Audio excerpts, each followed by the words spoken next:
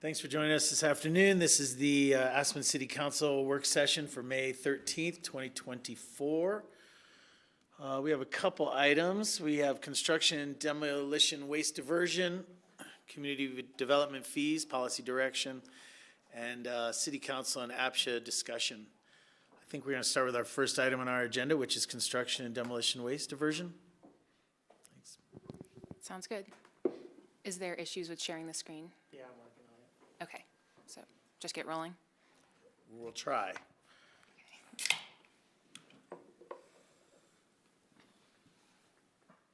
Let's go ahead and start with introductions and move forward without the slides Sure. while we're working on the technical issue. Okay. Thanks. Well, good evening, Council. My name is Ainsley Brosnan-Smith, and I am the Waste Diversion and Recycling Program Administrator for the Environmental Health and Sustainability Department. Tessa Schreiner, Sustainability Manager. And Ben Anderson, ComDev Director. And tonight we are here for a discussion on construction and demolition waste, specifically the diversion of it from our local landfill.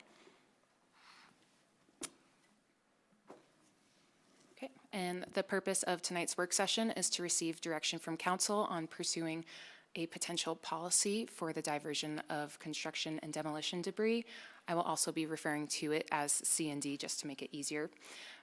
The main topics for higher level discussion we'll be reviewing tonight are the applicable projects, so the permit type we would like to have a requirement for, the required diversion, so how much do we want to mandate for recovery, incentives and disincentives, staffing needs to administer this sort of program, and direction on next steps. I'm just going to keep going unless otherwise with the presentation. To go into some background, we have heard from Council some interest in pursuing additional C&D diversion regulations. Specifically, Pitkin County has a C&D ordinance in place right now, and we have heard Council members discuss modeling an ordinance in Aspen off of that. Our city's Council's carbon goal was adopted by Council in 2021 to take meaningful action in reducing Aspen's greenhouse gas emissions. Our waste footprint is about 16% of our greenhouse gas emissions. Additionally, our sustainability action plan calls out waste as a major place that our climate action team would like to advance in for diversion, and construction and demolition waste is a goal in there to create a program or policy for the diversion, and then science-based targets. So in Council set science-based targets to reduce the amount of landfill waste 70% by 2050. I have some statistics for you I wish you could see, but in 2023, 53% of all of our landfill waste was C&D debris, so over half of what was sent to the Pitkin County landfill was C&D. And then out of that percentage, 51% could have been recycled locally. So half of what we're throwing away for C&D is locally recyclable. I want to briefly go over Pitkin County's construction and demolition diversion regulation, which was adopted in 2021. Pitkin County recognized the volume of C&D debris that was filling up their landfill and wanted to start recovering it through the locally available recycling mechanisms, such as at Pitkin County Solid Waste Center.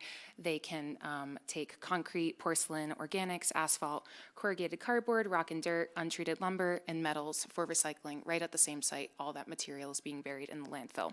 So they set regulations for 100% diversion of all those materials I just mentioned, and additionally, a 35% diversion by weight. So an applicant goes for a permit in the county, and the county says you must estimate the amount of waste your project is going to generate, and then out of that, 35% must be recycled. That's their mandate, and 100%, so all those recoverable materials additionally must be recycled. For compliance and to make sure that projects are actually following this rule, they have a deposit system where $1,000 per ton of estimated waste is deposited to the county, and if the project achieves the 35% diversion, they receive that deposit back. If they do not, then it is figured out between the county and the project. There's also unsorted load penalty fees. So if a truck goes up to the landfill and it has any recyclable content in it, it is penalized $100 on top of that tipping fee to dispose of those materials in the landfill. They had a lot of success in 2023 with this program. So they finalized, 28 projects were finalized in the county. And out of those 28 projects, 25 projects received a 100% refund. So they got their deposit back, meaning they reached that 35% diversion goal.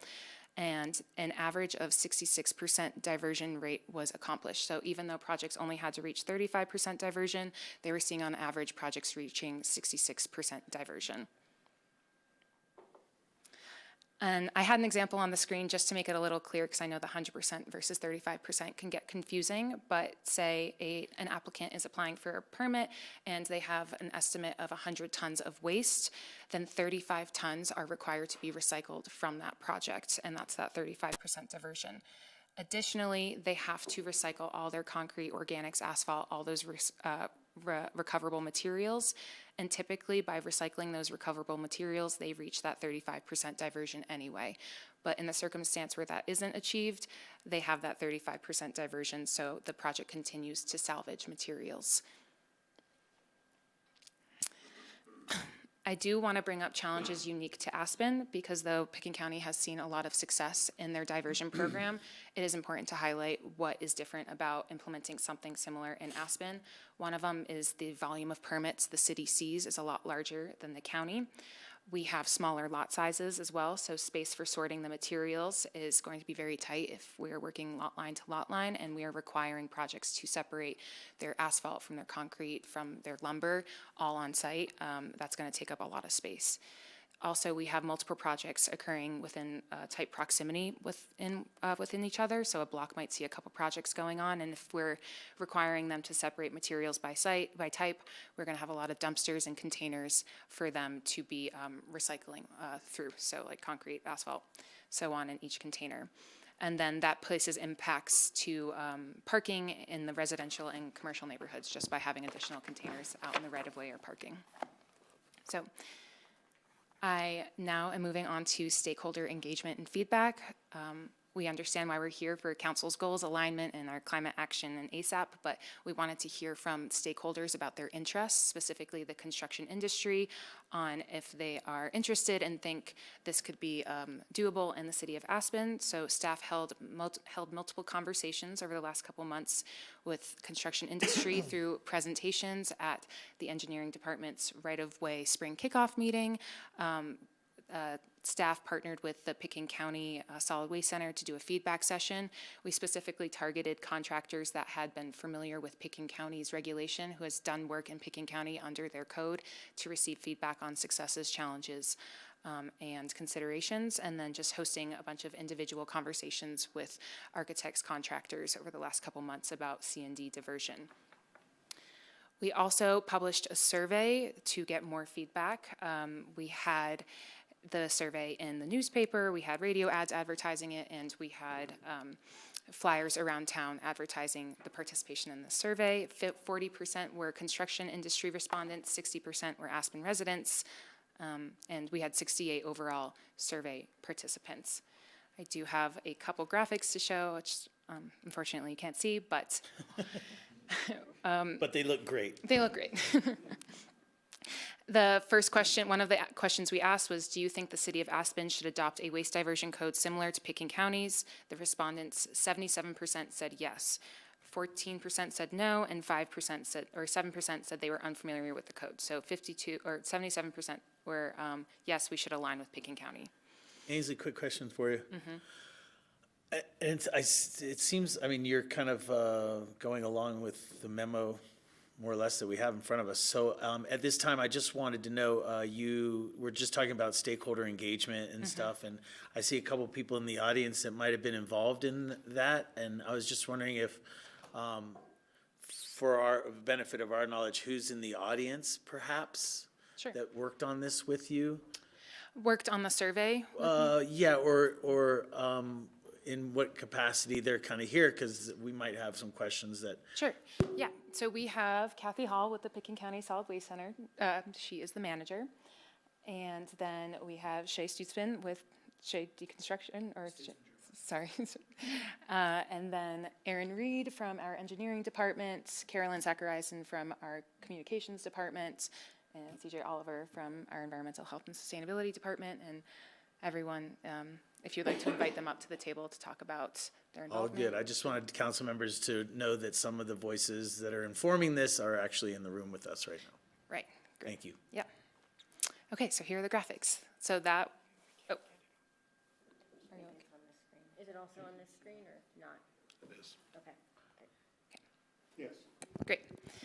So going into the next graphic, we asked how much of a construction site's recyclable C&D debris should the city require to be diverted from the trash? 47% of respondents said 100% everything that can be salvaged locally shall be recycled. And then 75% or 21% said 75%, and then so on. But majority said everything that can be salvaged should be salvaged. I do want to bring up common concerns for consideration for council to reflect on, and these are the additional labor hours and costs. To do a deconstruction or a removal of materials by type and separate them on site is going to take longer than the business as usual raising down a structure. So there is additional time to thoughtfully remove materials, separate them, and recycle them. And that comes with additional workforce hours and costs. Then there's the training of the labor who might be unfamiliar with these practices and how to deconstruct in a way that the materials can then be recycled. The cost for hauling, if you're going to have additional containers, you will have additional trucking of those containers for emptying. Delayed building times due to slower demo practices. As I mentioned, it will take longer to do this type of work, and then that will delay the building. And then space constraints, as I mentioned earlier, we are a tight town, and we may see an impact on the right-of-way and parking spaces for additional containers for separation. With all of that background, we will now move into the 5 questions that we have for council that we would like to receive policy direction on tonight. I'm just going to stop for you a minute and ask, are there any clarifying questions from the materials presented before there's any discussion? Yes, please. I will just Go ahead, refer Bill. to the mayor to Thank you. Thanks, Ainsley. Appreciate all the information you put together. First question is, I don't know if you've done this study or not, or have this information or not, but I do think it's very valuable, is what's the baseline diversion rate of materials before implementing a C&D requirement? So what the landfill is seeing for diversion of building materials currently?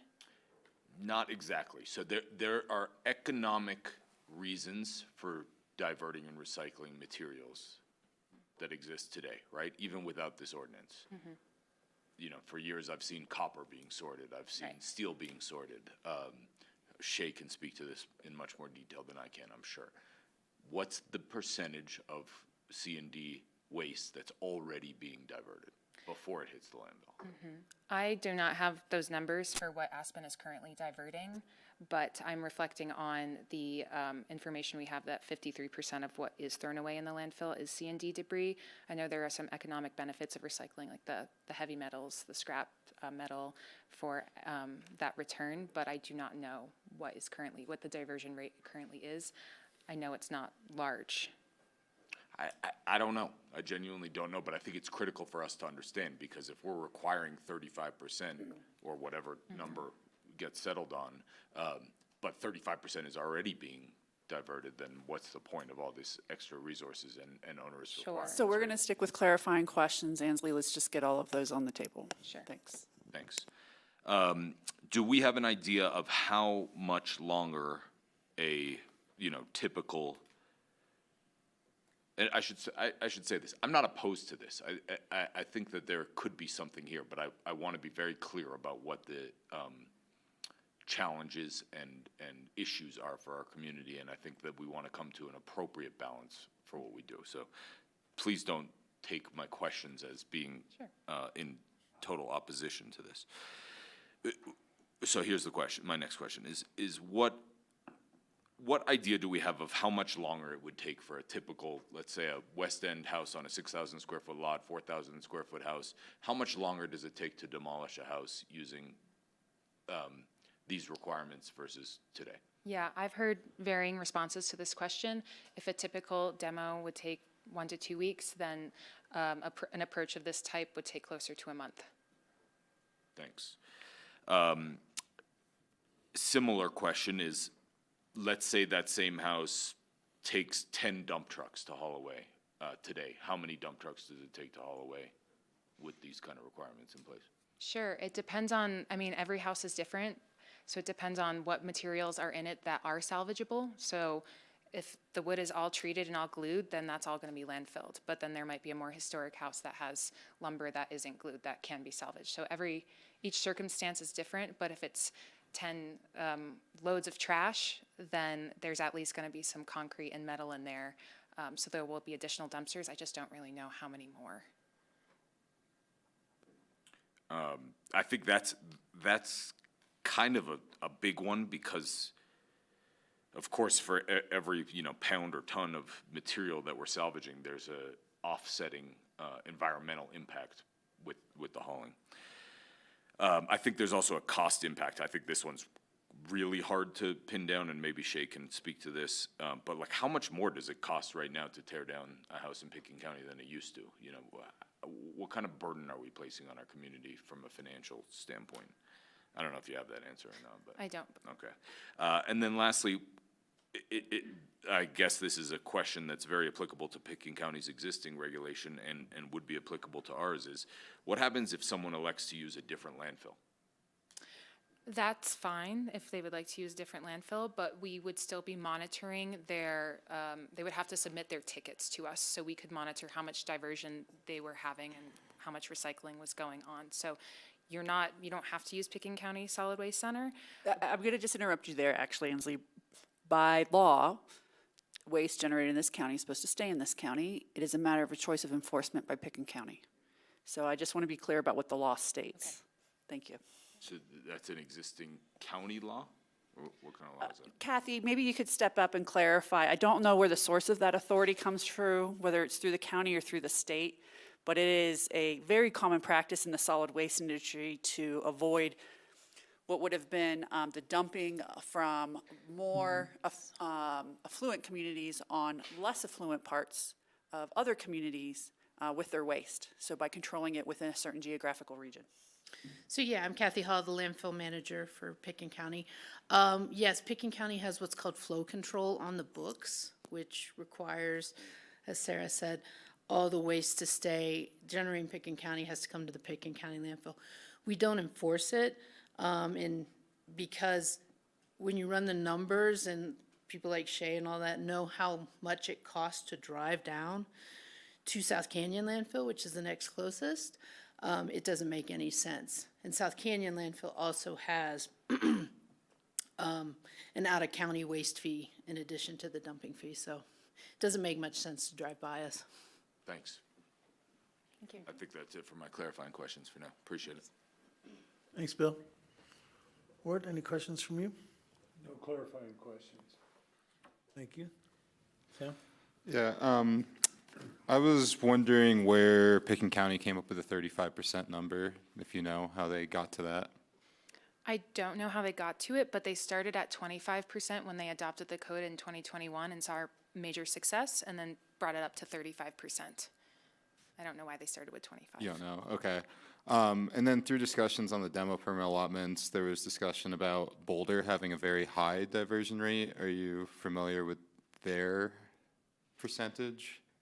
I am not familiar with their percentage, but Boulder has access to resources and marketplaces that we don't because they are on the Front Range. So their diversion rate was probably larger than our Yeah, potential. it was ambitious. I feel like someone said 70% at one point. With that, I was wondering if percentage is really the way to go with this, or whether it should be done by materials. Like, why only divert 35% and throw concrete in the trash if concrete's recyclable? Sure, and I was trying to clarify that in the example page I had. I don't know if this will help you, but, so everything listed in green for Pickens County, they are required to recycle all of that, not just reach 35%. So if any of those materials are on a project site, they have to recycle it. And then they additionally have a 35% diversion to reach. And majority of the time, projects will reach 35% diversion just by recycling those items listed in green. But because they reach 35% diversion does not mean that they can stop recycling concrete or organics, all those materials. Yeah, that's why I just wonder if the program should be, you should recycle all things that are recyclable. Yes, sure. To get to that. And then lastly, especially talking about like the issues that you brought up, Bill brought up a lot of the economics. I was more curious, can you do a lot of sorting materials off-site? Like, do you have ideas already about how to fix some of the problems that you already know about? Yeah, currently there is no place that I am aware of for sorting off-site of these materials unless it's owned by the project or contractor to bring them there and separate.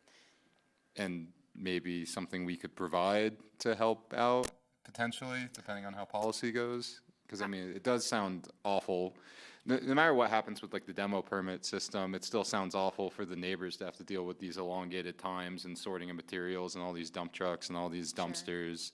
I feel like there's gotta be something that we can do to help mitigate that. Sure, yeah, staff can definitely look into that and also look into the economics of if it would make sense for the business to then take their materials somewhere else and then sort it and then bring it somewhere else. Got it. And then last question is, if we diverge from what Picken County is doing, does that create also another hassle for them at the landfill or somewhere else to be like, where did you come from, the city or the county? And then having to verify where this trash came from? Sure, we're looking at using the software called Green Halo, and it's what Picken County currently uses. And when an applicant receives their permit, they also receive a Green Halo number. So they need to tell their trucking or their hauling company that they hire, when you get to the landfill's window, give them your Green Halo number, and then it's all done electronically. Those numbers will be sent to the software account, and then whoever is administering the C&D program can review the waste and recycling. But it's not, I wouldn't say it's a hassle on Picken County, and they've been supportive partner throughout this program. So it's just getting the number from the driver, and then Green Halo does the rest. And then, I think I said last already, but one more is the program same in Picken County for residential and commercial? Yes, I believe so. Okay, Yep. thank you. Thanks, Sam. Real quickly on those.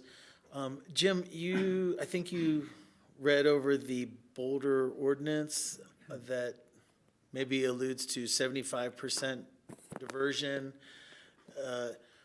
Sam's question partly was, what are they successfully diverting, but without knowing, can you just share what you know about the ordinance and how it states 75% or? Yeah, all I can tell you is that it does have a 75% requirement. However, that requirement can be waived by the city manager if the 75% cannot be reached. That's the basic point of their ordinance. And we could find out some details around their program about what has achieved 75%, what hasn't and stuff. I'm sure that those are accessible items from their comm dev department as well, so. We're happy to include that in further research, yeah. Thank you. Yep. John, any clarifying questions? No, I thought it was really clear. I have one more quick one. I'll come back to you in 1 second. I only have one myself. At the beginning of your presentation, you talked about Picken County's approach to that there is an assessment or an estimating about how much debris would be generated. Yes. And I guess at the same time, there would be an estimate about recyclability or diversion ability for a property. Is that correct?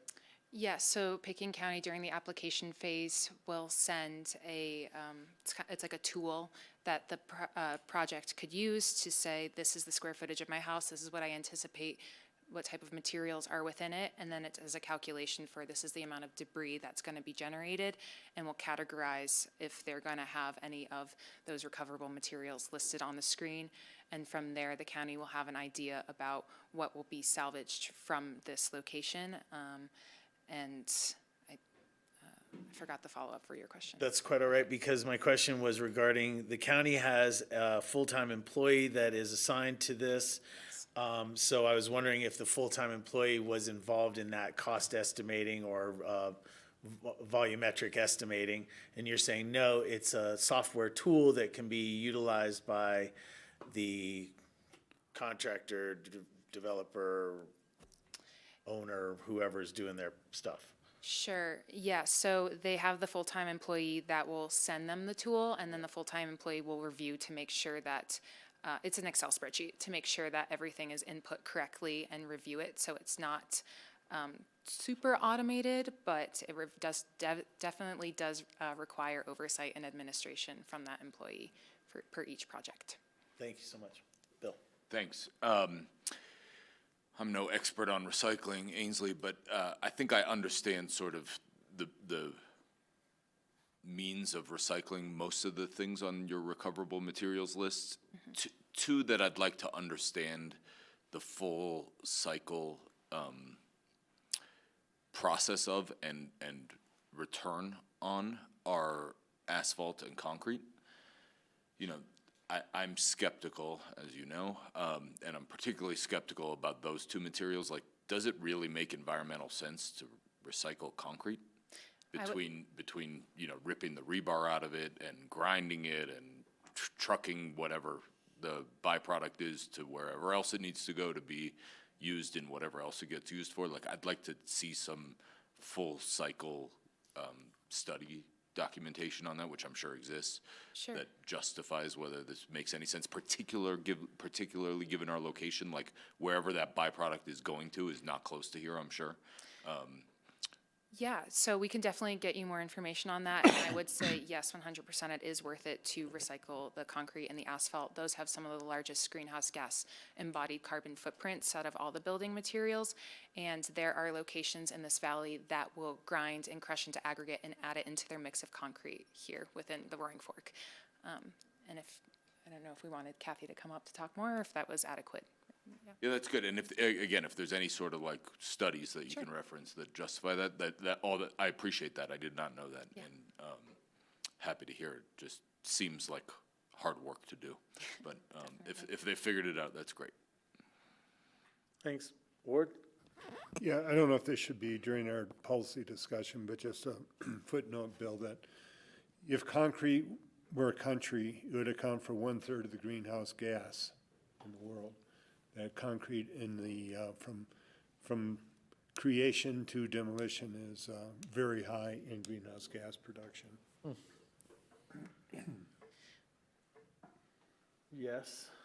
I didn't have any questions, but I did glean from our information that it does seem like we have a bit of work to do on compostable organics. But thanks for the work on the C&D stuff. Kinsley, let's jump into the questions for council. Just review the 5 and then let the mayor choose the order, or if you're going to discuss them all at once, that'd be great. Okay, we do have 5 separate slides, just with a little intro and then the question. I can flick through all of them to give a general summary. Okay. So the first one is, does council support flexibility in terms of the use of right-of-way and parking spaces and other potential program components to encourage and facilitate the implementation of this program in Aspen's context? The next one is, does council support a program of incentives and disincentives in support of the desired outcome of a C&D policy? Hold on, stay on that slide for 1 second.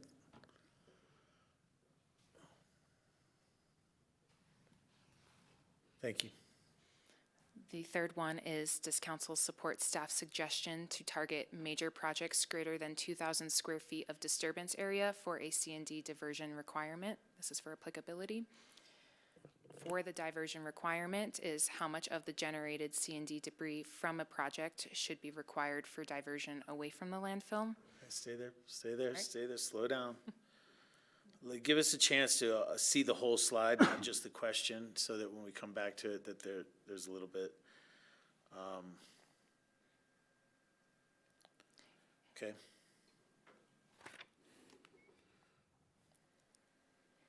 And finally, would council support a budget request for an additional FTE to manage this program?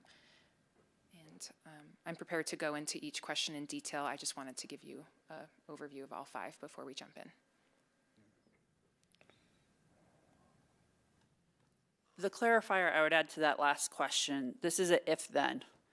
If you want this kind of program, then you need to staff it appropriately. Okay.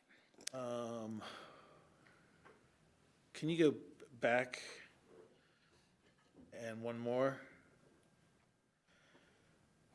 All right.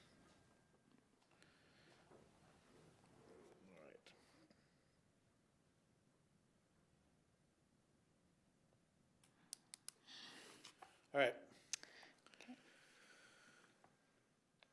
So the first question is spatial considerations. As I mentioned, the separation of material by type on site would be needed for the recycling of those building materials.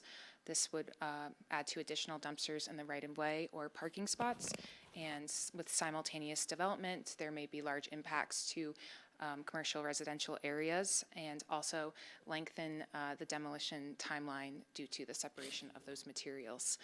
And Thank you. I'm going to start off with my own opinion here to share it. Yes, supportive of flexibility. I think that that's what it takes to make a program like this successful. So I'm interested. I will say, though, that right now I see oftentimes in our downtown core situations that I think are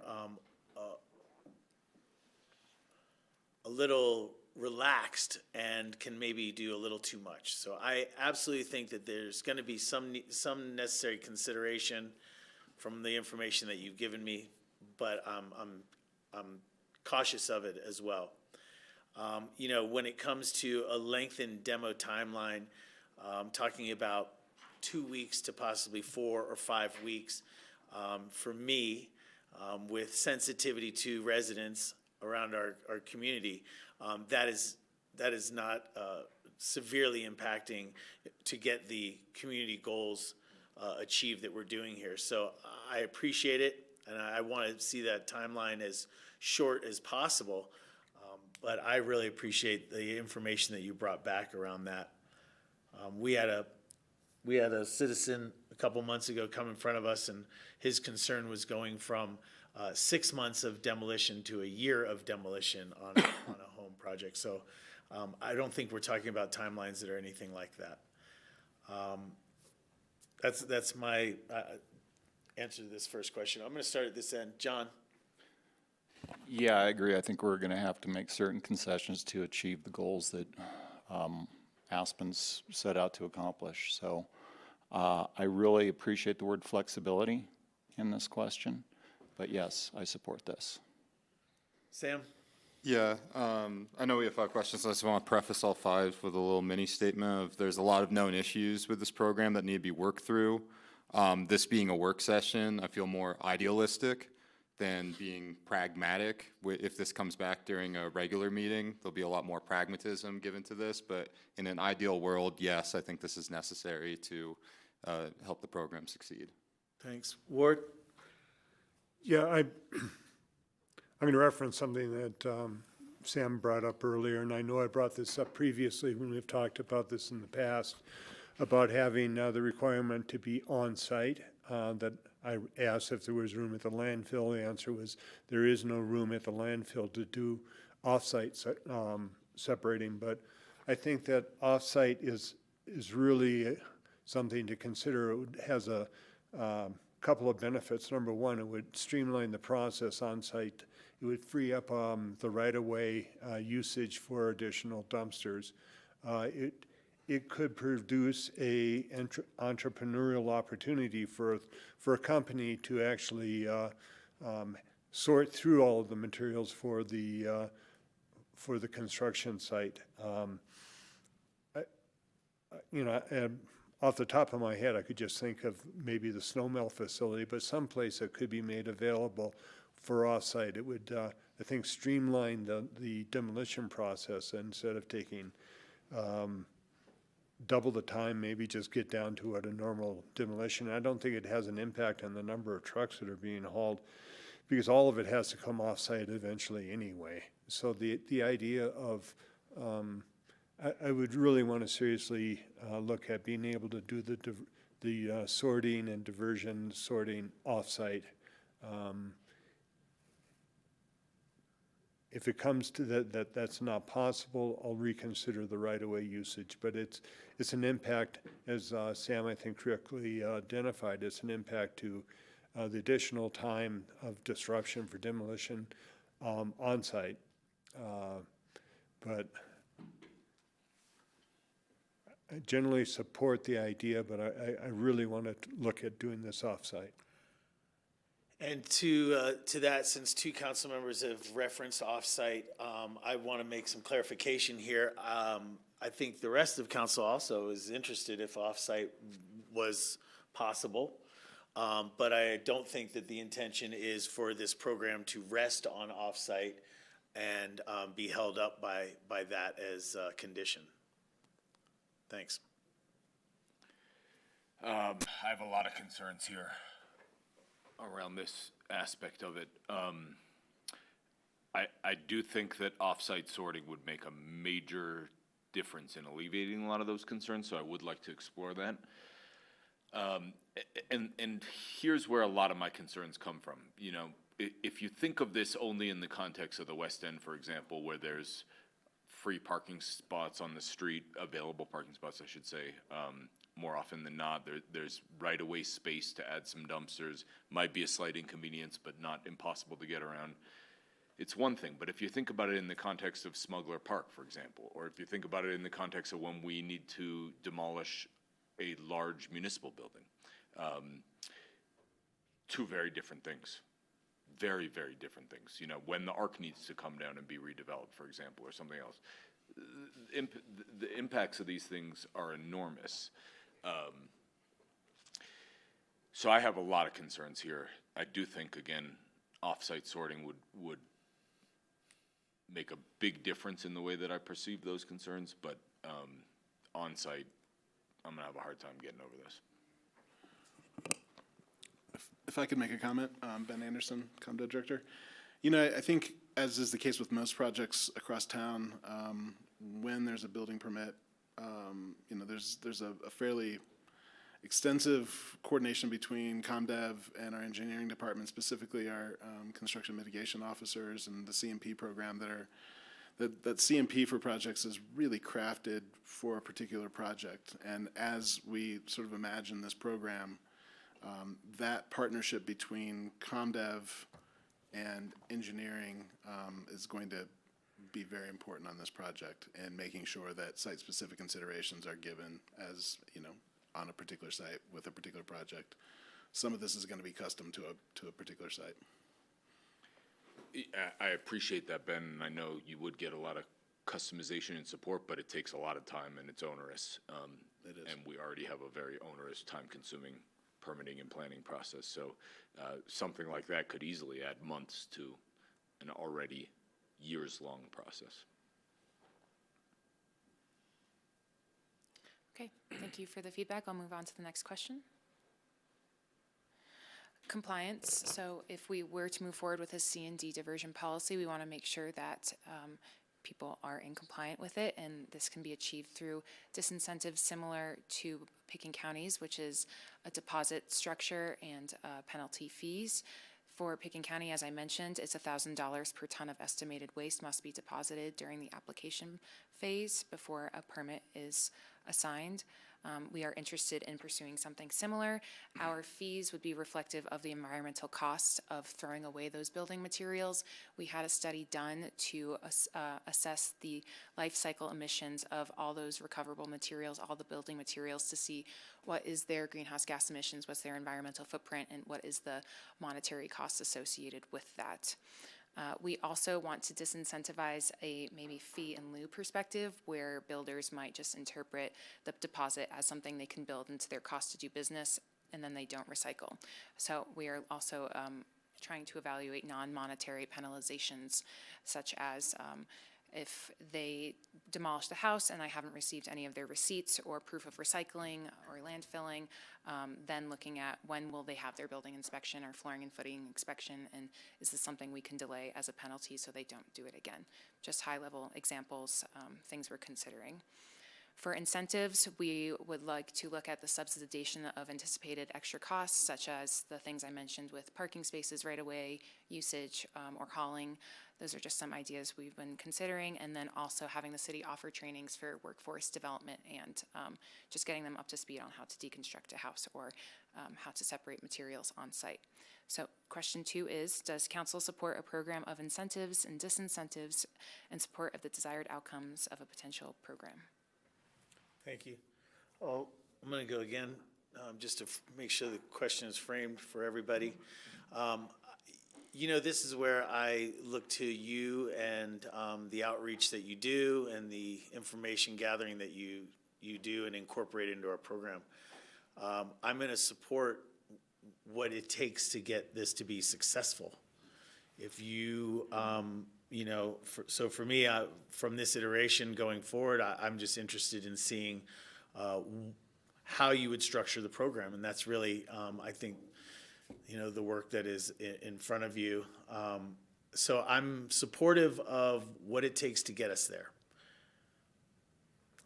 You know what I mean by that? I only know what I know, and I kind of know what I don't know.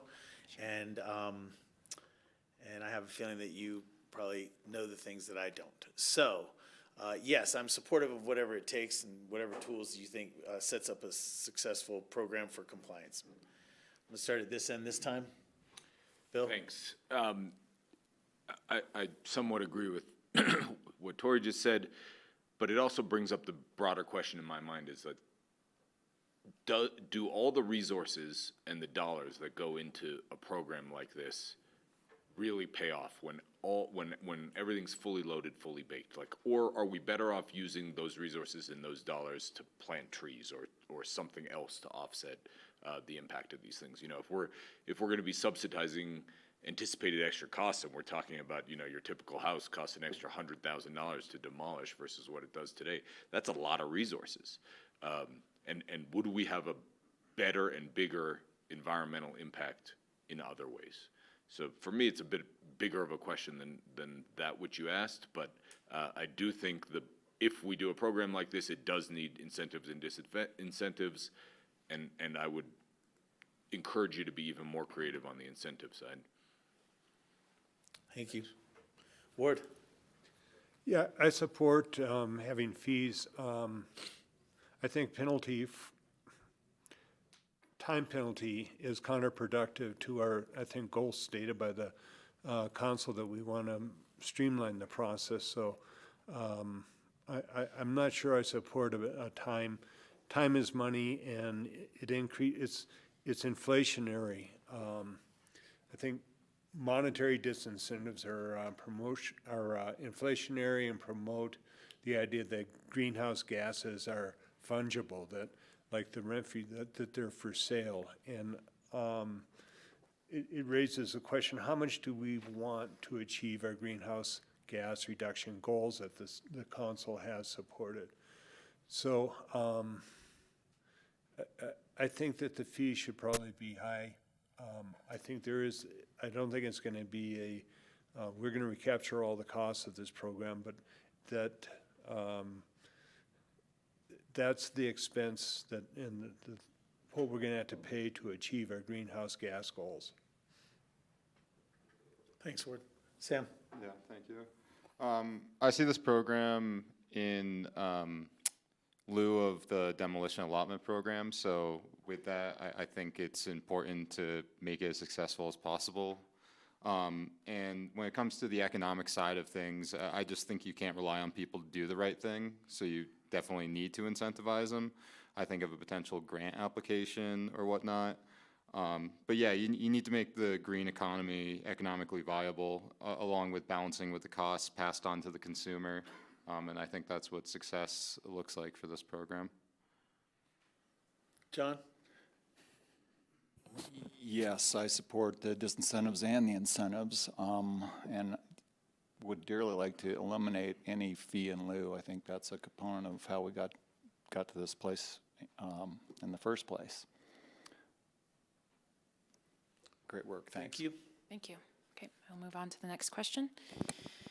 This is regarding project applicability, so the size of a project we would want to be impacted by this policy.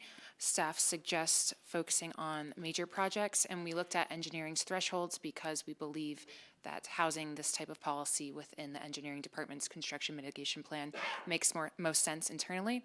So for major projects greater than 2,000 square feet of disturbance, staff recommends that because we will get the largest amount of recoverable building materials from those project sizes. And additionally, stakeholder support. When we had this question in the survey, majority of respondents agreed that over 2,000 square feet disturbance area projects should be targeted for a diversion requirement. So, does council support staff's suggestion to target all major projects greater than 2,000 square feet of disturbance area for a C&D diversion requirement? I had a question here.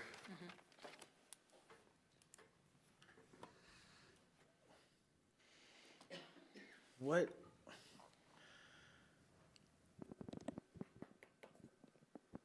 Disturbance area, first of all, is that just the, what is disturbance area? Sure. Do you want to? You know, I think it depends on the type of project, and, you know, I think our engineering friends could give us a more specific description of what this means. When they're talking about this, they're really talking about exterior sort of area, sort of on a project. This is the trigger that they use for triggering stormwater requirements, for example. And so, you know, this is a topic that staff is going to have to do some additional work on, because we have different thresholds across our codes, and it's something that we run into pretty regularly when we're trying to coordinate responses and come up with good outcomes for applicants. We've got thresholds in the land use code that trigger different things. We have thresholds in the building code around work area. We think because this is living in the engineering, or proposed to live in the engineering standards, that using their already established thresholds probably makes the most sense. Thank you. That's enough. That's enough, because I will say this. My initial reaction to this is medium. Like everybody should. You know, I really look at this as kind of a responsibility kind of thing. You know, so I think that, you know, everybody should be looking how to minimize and divert as much of their waste as possible. That goes for construction or just in everyday living. But getting work done on this and getting it going, I see two things that are important here: staff recommendation, stakeholder support. I can support the major projects, 2,000 square and above, as we start working on getting the details on this. I'll go back to this end. John? Yeah, I would echo what Tori just said. I don't want to, if this is where we're going to start, I would like to see us figure out a way to incentivize the smaller projects to do their fair share as well.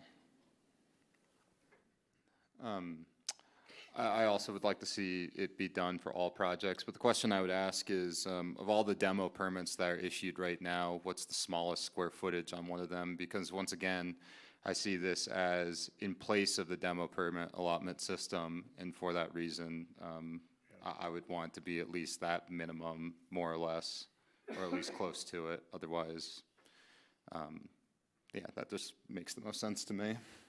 Thanks. Ward? Yeah, I support the staff recommendation of above 2,000 feet, and I do not see this as a replacement for the demolition permit allocations. Thanks. Bill? Ainsley, I have a question. In your memo, you talked about the mountain chalet in reference to this. Could you explain that a little bit further? I think what you were saying was that because of the choice to use engineering thresholds, if something like this were in place today, they would not be subject to C&D requirements, but I wanted to clarify that.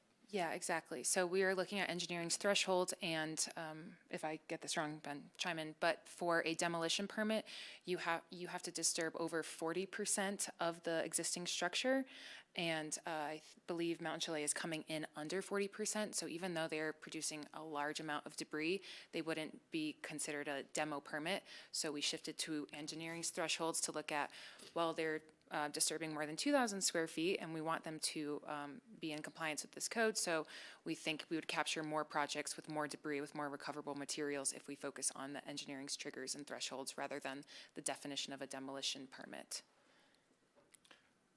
Okay, so in that case, using engineering's disturbance area thresholds, they would be subject to. Yes, exactly. Understood, thanks.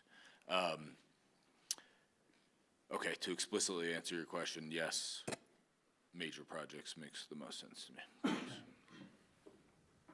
All right, question 4 out of 5, the diversion requirement. So there are a few options here. The first one being, do we want to require projects to recycle 100% of all possible recoverable materials? And I'll mention again, recoverable materials are, it's like locally available places to recycle it. Just because theoretically you could recycle, say, X material in like Wyoming doesn't mean that we should be looking at like the footprint and such. So should we require everything that can be locally recoverable and recycled to be diverted, or should we go percentage base? And I have a few percentages on the screen. 35% is what Pickens County requires. 51% is the average recoverable material the landfill sees. So out of everything landfilled, 51% of that C&D could have been recovered, or 66%, which was the success rate observed by Pickens County through their C&D code for diversion. So how much of the generated C&D debris from a project should be required for diversion away from the landfill? And we're also open to additional options and thoughts here around this diversion requirement. Thanks so much. Again, this is similar to my last answer, but I would support, number one, 100% diversion of all possible recoverable materials, but not with unrealistic expectations there. If it's percentage based, I would not be at the 35%. I would be at B or C. But I would need a little bit more information and examples in order to make a final determination here. But, you know, again, my goal here would be for 100% diversion of all possible recoverables and no less than a 50% standard if we were going to be using a program that had some sort of estimating process and such. I'll start at this end again. Bill. Thanks. I'm trying to think of this in a practical application. So, you know, you're tearing down a house, and just one of infinite examples, there's a 4x4 timber that is a fence post that's encased in concrete. Like, how much work does it take now to separate that concrete from that piece of wood? Yes, they're both recyclable, but in order to recycle them, you have to separate them. You know, again, there's infinite examples of this. So I'm afraid that by creating these very high thresholds, that we start doing stupid things to accomplish this goal. And I'm not saying necessarily that the example that I cited is a stupid one, but I'm sure there are stupid ones where, like, the amount of effort that it takes to do it and the amount of trucks and everything else that you're adding to it is just not worth it. So that's why I would be scared of something like 100% diversion of all possible recoverable materials. I do like that methodology better than the percentage-based methodology. I just don't think 100% is smart and realistic. And I think it should be set somewhere where it's like there's some contingency for situations that don't make reasonable sense and where people can use judgment saying, like, the juice ain't worth the squeeze on this particular case. So, yeah, not the percentage-based and a lower threshold on the recoverable. Thanks. Thanks, Bill. Ward? Yeah, I think that if Pickens County is seen at 66%, I think we should have that as a minimum with an aspiration of 75%. And I wonder if there's a way, instead of going by weight, to do a percentage. And I know this opens up a whole can of worms, but the materials that are most environmentally negative, to have a way to sort instead of by weight by the environmental impact from, I think, cradle to grave was the term used, or from creation to demolition, landfill, or the full cycle of the greenhouse gas. And again, this is a forked approach. It's a landfill and it's greenhouse gas. So we're looking at addressing both of these, and our council goal is both of those, but really, I think, based on greenhouse gas reduction. So I would like to see a high percentage in aspirational amount, 75% to aspire to. But if the observed rate in Pickens County is 66%, I think that should be a starting point. Thanks. Sam? Yeah, once again, I see this as a hopeful replacement for the demolition allotment program. With that, I feel aspirational in doing 100% diversion of all possible recoverable materials, with the thought that Bill said that not all materials are necessarily easily recoverable and what's worth their time. When it comes to the percentage base, I'm not necessarily for that just because of the issues involved. And when we talk about things like average, I know what average means, and that means there's a lot that are less and there's a lot that are more. Hence making 35% the more logical answer there, but that's not very aspirational. Hence the recoverable materials is what I would really focus on, whether it be 100% or somewhere close to that. And then with that, obviously there's so many demo permits out there right now, and I would think it'd be wise that whatever draft you come up with, you look at some of these demolitions and test them hypothetically against whatever drafts you come up with as far as what percentage in recyclable materials, and I'm sure you'll learn a lot as far as how much concrete has wood posts in it and other things that make this a difficult thing to make concrete in itself and not nuanced when it probably should be, since each property is different. John? Yeah, I also see this diversion discussion as going hand in hand with our demo allotment program, which were both initiated to deal with the pace and scale of development in our town. I agree with Torrey, and yeah, if we're talking about aspirations, I like the 100% diversion of all possible recoverable materials. I like the way that's worded. If it can be possibly recovered, we should be diverting it. Thanks, John. Great, thank you. And this leads us to our last question, financial considerations. So administratively, this would be a very large program to handle, and current staff capacity could not manage a program of this size due to the requirements for a permit review process, asking projects to submit a waste management plan, reviewing that, and then also monitoring using Green Halo. Are they diverting what they're supposed to? Are they submitting their tickets? Are they reaching their goals? And then penalty management of the deposit system and assigning fees, and the enforcement in the field would be a very large task that would require an additional employee. So the question is, would council support a budget request for an additional FTE to manage this program?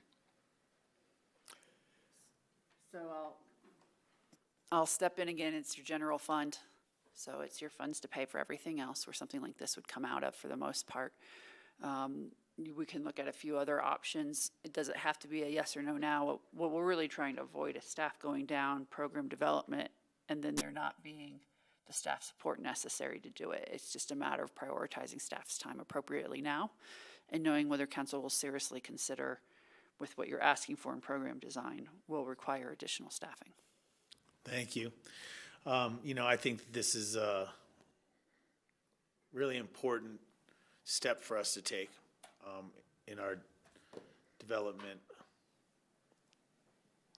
industry here. So I can give you now an understanding of the need for a full-time employee here, and I would support it if it was to come back to me. John? Yeah, I support this fully. It's going to take a lot of work a lot of people to do the work that we need to do to address climate concerns. I would add that earlier today I was in a CoA board meeting, and I know that there are grants available for green employees from the federal government. So maybe that's something we can look into. Thanks, John. Sam? Yeah, I would think with the amount of time that we spend on the demo allotment program, if we got rid of that, we'd probably have enough time to fill a position for this. But if we, regardless, I would support an FTE for this if need be. Thank you. Ward? Yeah, I'd like to find a way that perhaps some of the fees or the penalties that are derived from this program would help support the FTE in a mini enterprise fund type of thing, where if we could create the funds without having to fund a full FTE from the general fund, I would support that. In lines with development is paid, pay their own way. And then a discussion coming up later on, maybe we should increase demolition permit costs. Maybe we should find a way to recover some of these costs through fees instead of having to support a full-time employee or equivalent out of the general fund. If it comes right down to it, I would support. My answer would be yes to 5, but I want to find a way to find additional revenue to fund that. Not crazy about it, and it brings up the same question in my mind as, is there a better use for the dollars and the resources that would go towards a program like this than trying to do it on a very small scale in terms of when you look at this on a global level, noble causes, but is it ultimately virtue signaling? Should we be doing something that does have a real, tangible, meaningful impact on the climate and the earth? Would our dollars get a better return that way, and our resources? Thanks, Bill. Okay. Well, thank you for all of your responses to those 5 questions. The next step is just to receive direction from council if we should return late summer, early fall with a proposed code or policy, given all that was discussed here tonight. And I will follow up with a follow-up memo post this work session. Thank you so much. As I said before, I think this is a really great step forward for our development community and industry. I do look at this as a certain level of personal and professional responsibility. And then I also wanted to just say that nice to have you two at the table with ComDev, seeing these departments and these goals and objectives come together. And your presentation tonight was really great. And I think this is just a great example of our staff working together on a very, very difficult stuff. And Ainsley, great job. Thank you. Yeah. Thanks. Thanks. Thank you. Okay. Thank you so much. Thank you. And a parting picture for us, I like.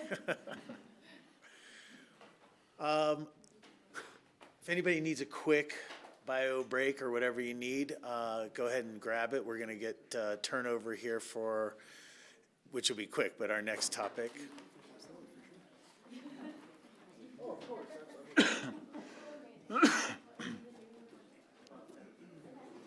Hi, Pete.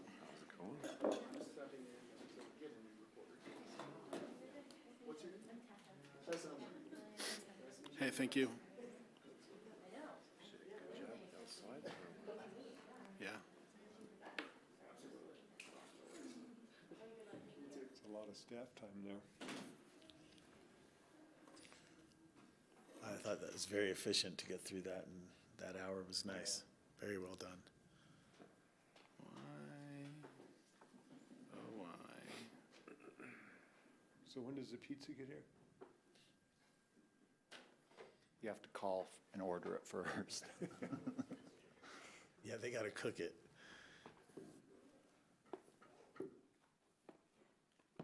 Are you?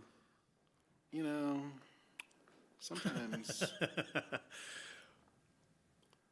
sometimes this behaves as it was expected, and sometimes.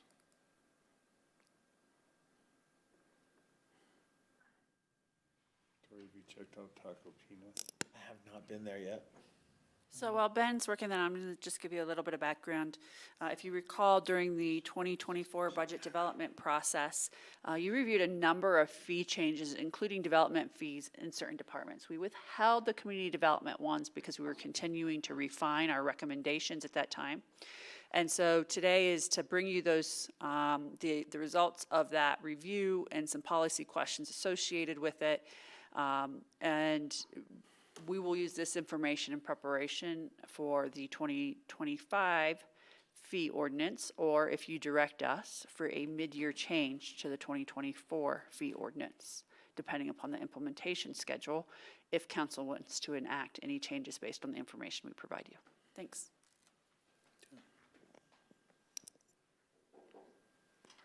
Mr. Mayor, we ready to go? Yes, thank you. Thanks. For the record, Ben Anderson, Community Development Director, joined by Pete Strucker, Finance Director, City of Aspen. Yeah, I think Sarah, set this up well. Last year, Finance led an effort with a consultant team to evaluate several city agencies and their fees. Most of those fees came forward to you at the end of 23 for adoption into 24. The exception of that were ComDev's fees. ComDev's fees have been in place for a couple of decades. The assumptions and the calculations have been in place for a fairly long time without a lot of adjustment in terms of the way that we think about the fees and the way that they're structured. When the consultant looked particularly at ComDev fees, there were some important policy questions that were inherent that we're going to talk about this evening, and are the basis of these questions that we're asking council for some feedback on this evening, that I think prevented us from finalizing a proposal that could have been included with the other agency fees that were adopted at the end of 23. One of the big topics is that, I think the organization is continually looking to align costs and revenues within specific city functions and budget funds. And we'll talk about kind of the major area within ComDev fees where we don't know that it's necessarily wrong, but it's certainly different from, I think, making that goal sort of consistent within ComDev. And there is going to be some work that we need to do to go back to the consultant work and land on some proposed fees, again, to go into effect for 25 for planning and building fees. And again, we had numbers that came from the consultant study, but some of these policy questions, I think, precluded us from really landing on specific recommendations with the other agencies, and we're looking to do that in 24. So there's 5 questions. I'm going to run through these really quickly, and we'll get back to them with more discussion at the end. But the big question is that right now, planning's costs are subsidized to a significant degree by building permit fees. It's been that way for a very long time.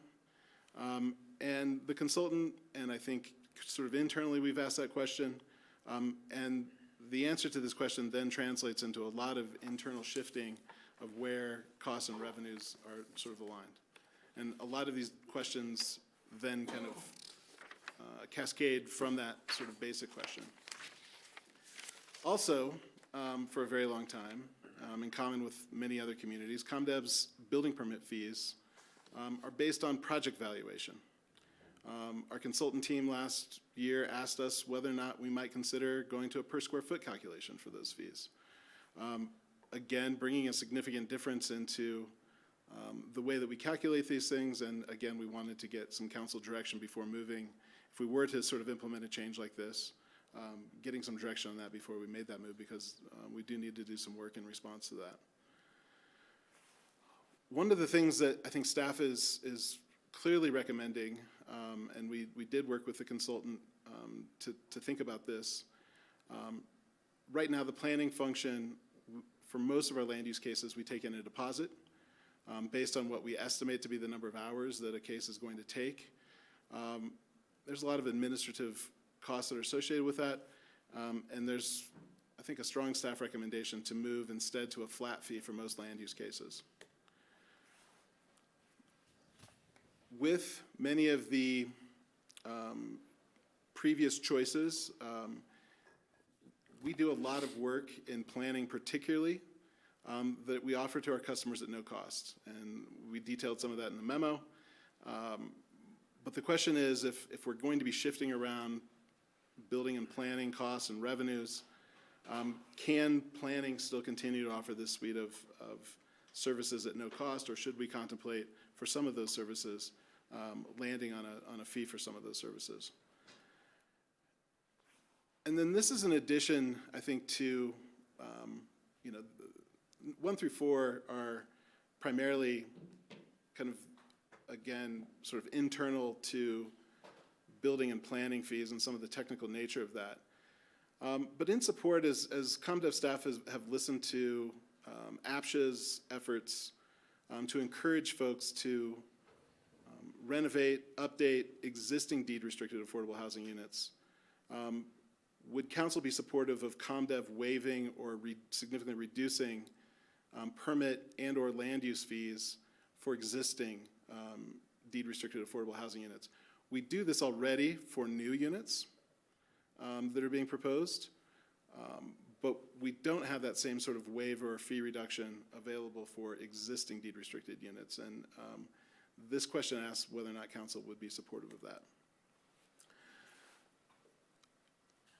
So I wanted to kind of go through kind of some of the assumptions on which ComDev's fees have been based over the years. The first, and I think we hear this pretty regularly at the council dais, is that development pays its way. And the general idea is that the cost of development to the Aspen community and City of Aspen's budgets pass along directly to a given project. We do that through impact fees and affordable housing mitigation, but we also, importantly here, do it around the department and organization costs incurred in development review. So I think that's an important assumption that our fee structure is definitely set upon.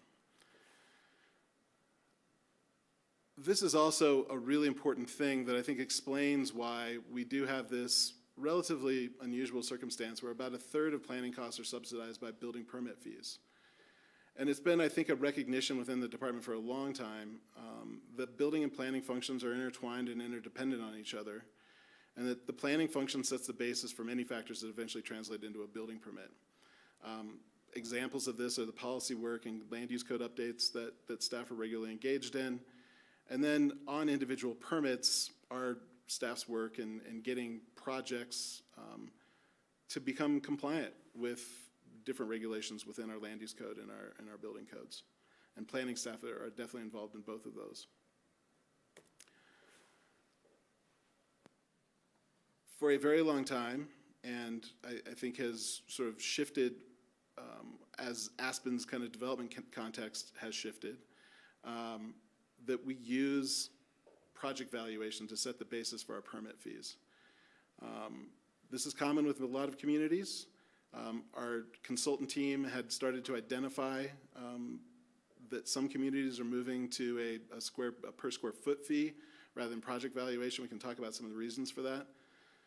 But I think from our view, this has allowed fees to remain roughly proportional to project scale and complexity. Fees remain aligned with inflation and changing development patterns within Aspen and the staff costs associated with navigating those things.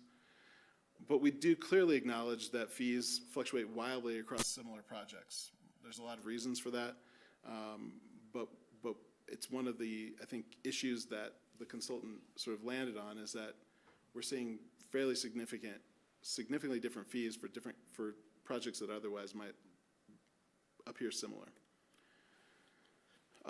This is one of the things that, again, I think there's a clear staff recommendation for, just because of the administrative costs that are associated with this.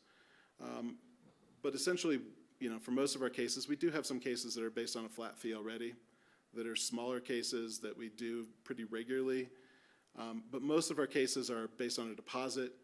We've got an hourly deposit fee. For different kinds of cases, we've got an estimate of the number of hours, and we take that deposit in, and depending on how the case proceeds, we then bill and invoice and refund based on what the actual work on a particular case has. You know, the advantage of this is case-by-case costs are more accurately accounted for and billed. Time tracking and billing invoices consume a significant amount of staff time. And, you know, ultimately, review costs are unknown by customers at the moment of application.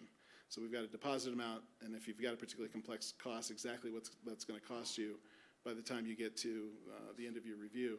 Sometimes that's uncertain, and sometimes it can be significantly different than the deposit that you paid. Planning particularly, but I would throw building in this as well. We give a lot of service at zero cost to our customers. We think this is right. We've got a complicated set of regulations, and we'd like to help people try to navigate that pretty clearly. Some of the most important of these that consume a considerable amount of staff time are pre-application summaries. We do roughly 150 of those a year. Planner and builder of the day services, pre-submittal meetings and code consultancy on building permits, residential design review, and addressing assistance with Pickens County, with the United States Postal Service, making sure that GIS is accurately reflective of addressing on the ground, and helping customers navigate things with the post office sometimes to make sure that their mail is getting delivered appropriately. And then lastly, and I just talked about this a little bit, we right now waive planning and building permit fees for new 100% affordable housing project, but not existing units. And so an example of this is, you know, an upgrade of a unit at Hunter Creek or re-roof at Truscott are not waived under our current fee schedule.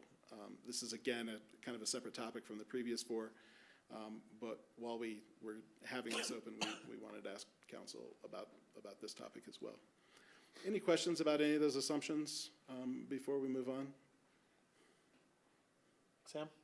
Just a quick question of, you said you had a study done, or you worked with a consultant on this?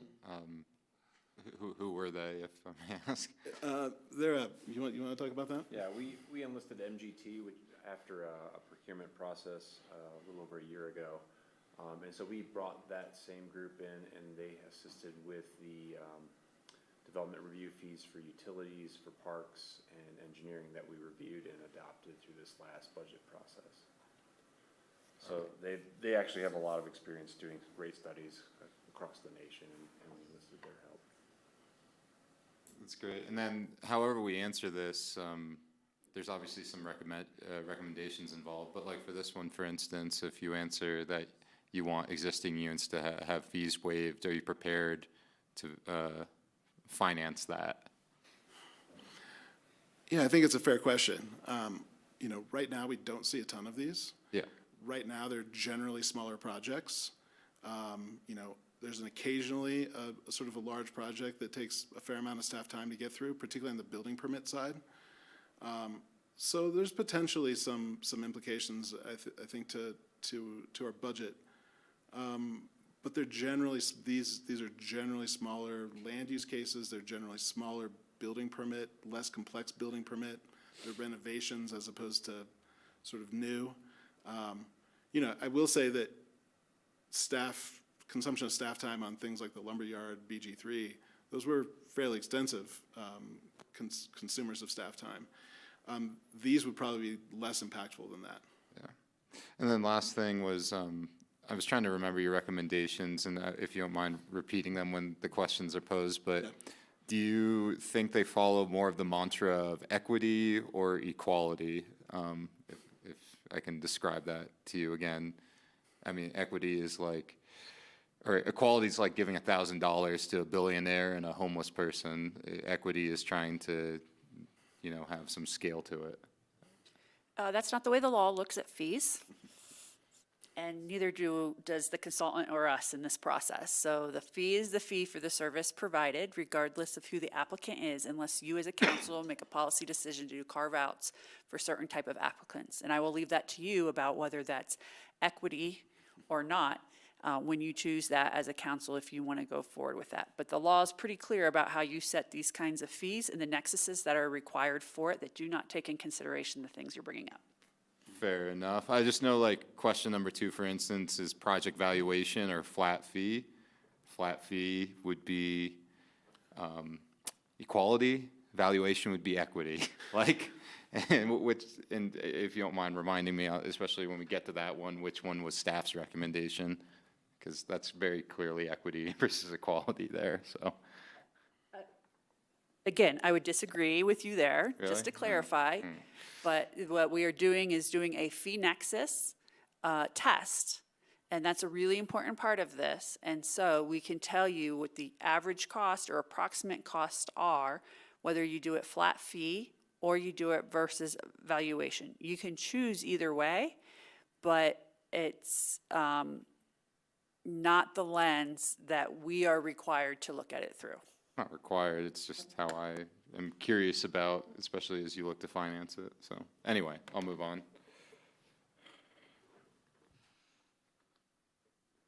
Bill? Thanks. I'm happy to answer these questions, but I do think that I need to mention that from my perspective, this should be a low priority implementation of whatever comes of this. I think the ComDev has a lot of work to do on improving the service level provided to this community, as I've talked about many times.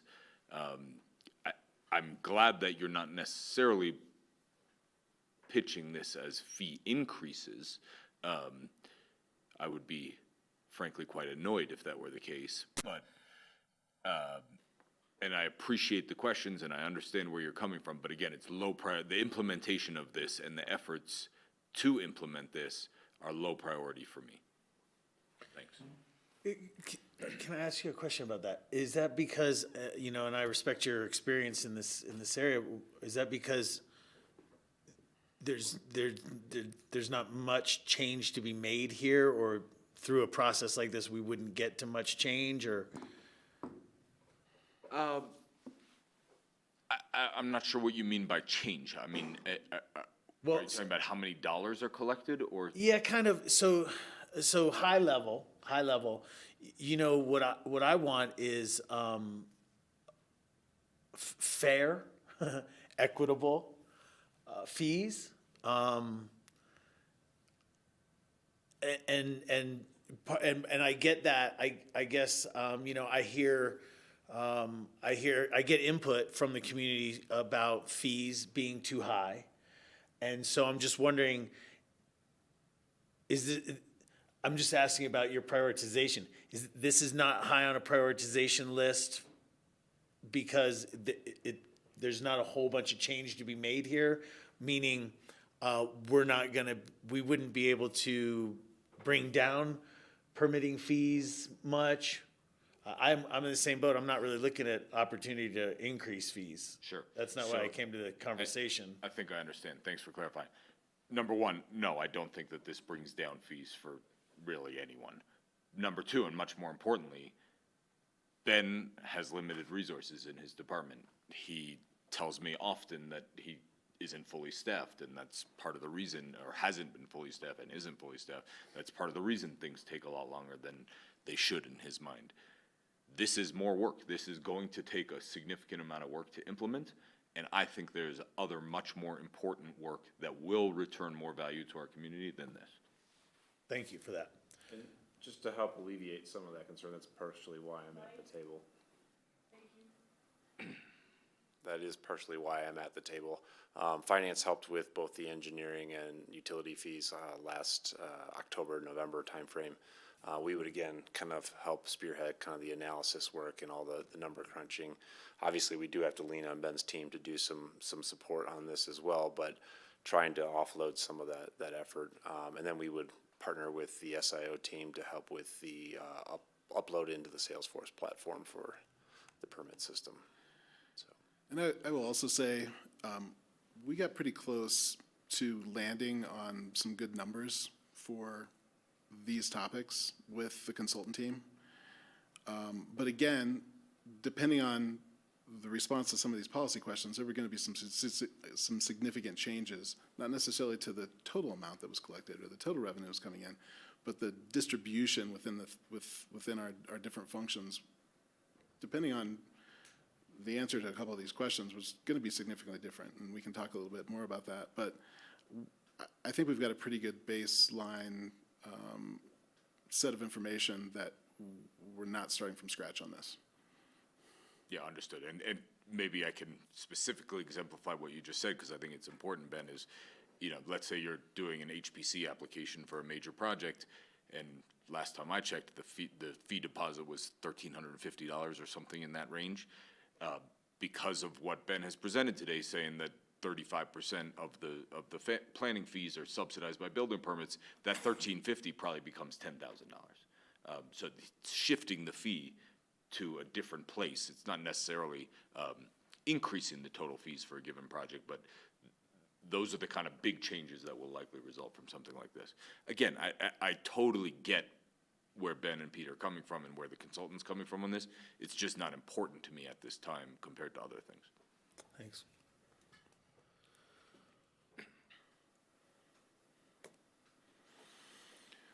Okay, so I'm asking this question, we're asking this question, not necessarily because we think our current situation is wrong. It's just that it's been the case for at least a couple of decades now.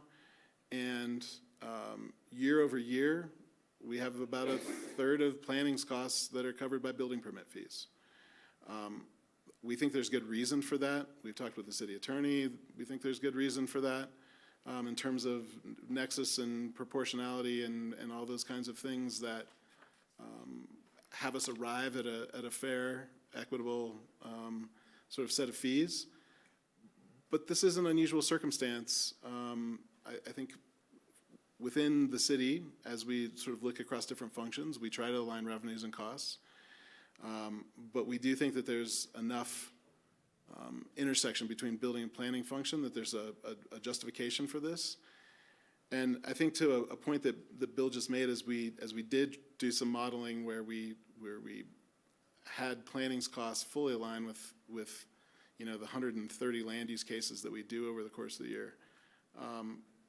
Some of that modeling showed a tripling and quadrupling of current planning fees for most cases. And so by making that shift, but we just wanted to check in on this question and see if council wants us to engage in trying to more closely align costs and revenues within these two different functions. There's some benefit to that, I think, in terms of our internal accounting and making sure that we're charging customers for the costs that are incurred with the services that they're receiving. But it does, again, change some fundamental relationships with particularly how we structure revenues coming in from planning and zoning.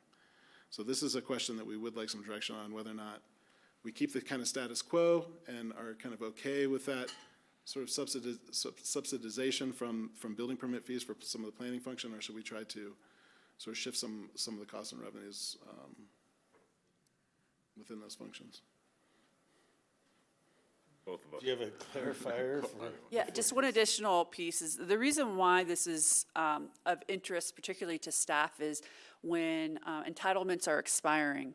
And so therefore, you've put in perhaps a significant amount of the community's resources into that land use application that does not come through fruition in a building permit to collect those fees. So that is one of staff's concerns here in terms of the fee nexus.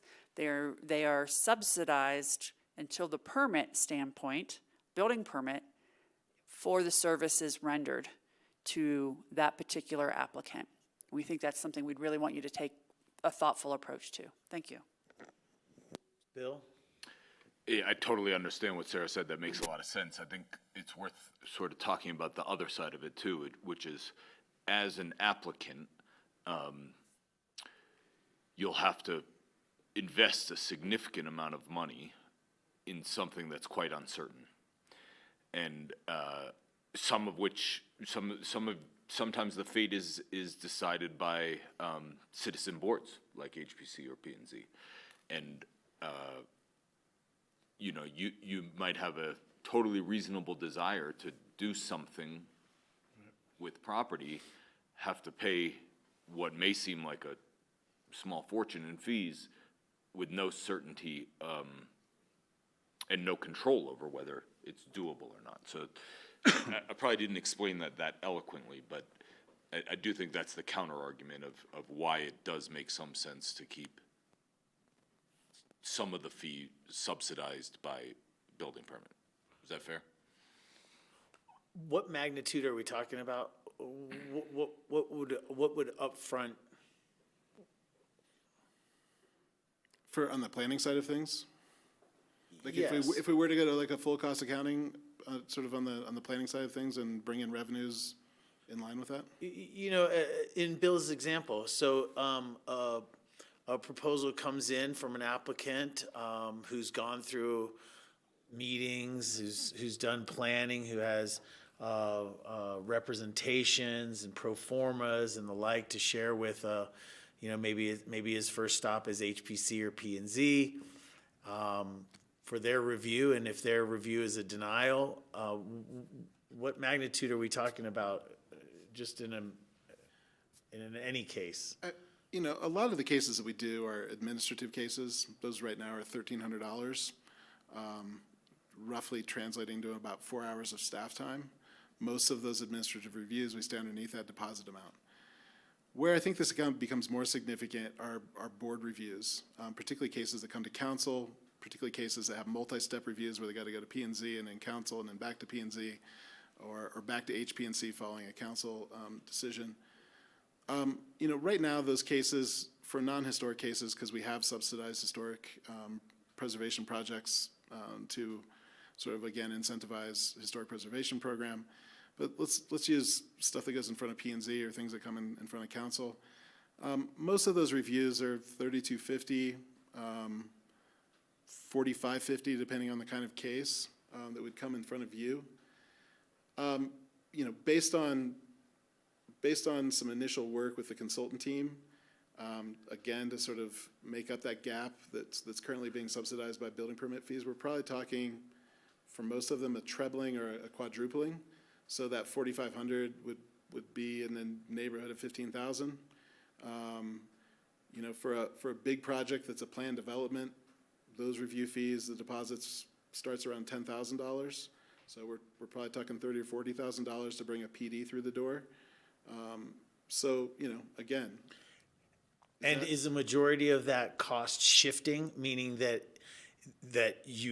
some of that you would not be paying what you used to be paying on the building permit side of it? So those increased costs, that third of planning costs that are being subsidized by building permit fees, those would be backed out of building permit fees and moved into planning fees. And so that's really the question here. And again, I think that there are different ways to think about sort of advantages and disadvantages and what's most fair to the community and to the city's budget in those things, but depending on the outcomes of the eventual development, but that would be the impact. Okay. John, question? Yeah, I was just wondering if that example Sarah gave was Park Circle. Would that fall into that heading? I believe so, because it particularly as a PD. Yeah. And so those are costs that were incurred by the community for a project that did not come to fruition. Okay, But thanks. isn't that Park Circle 100% affordable? Well, it's nothing right now. Oh, it's supposed to be, but the building permit fee would be waived anyways, so. Well, You're not we need to still receive direction from the council of whether that's true, if it's going to be 100% affordable versus something other than that. Okay. Let's go through these as best we can. I have a question, please. Yeah, Ward. You know, you have the planning that has some of these pre-application and what percentage or how many projects come before this initial review that don't proceed to the building permit phase? We do roughly 150 to 170 pre-apps a year. Land use cases, again, you know, sometimes we'll do a pre-app and we won't see a land use application for 2 years after a pre-app or 3 years after a pre-app. So there's not direct alignment year to year, but our land use application fluctuates, that pre-app number is pretty consistent over time. I'd say 150, 170. Land use applications do fluctuate year to year fairly considerably, from, I would say, on the low end, 95 or 100, up to 140, 150. So I would say, you know, of the pre-apps that we do, you know, year to year, maybe a third of them never turn into a land use application.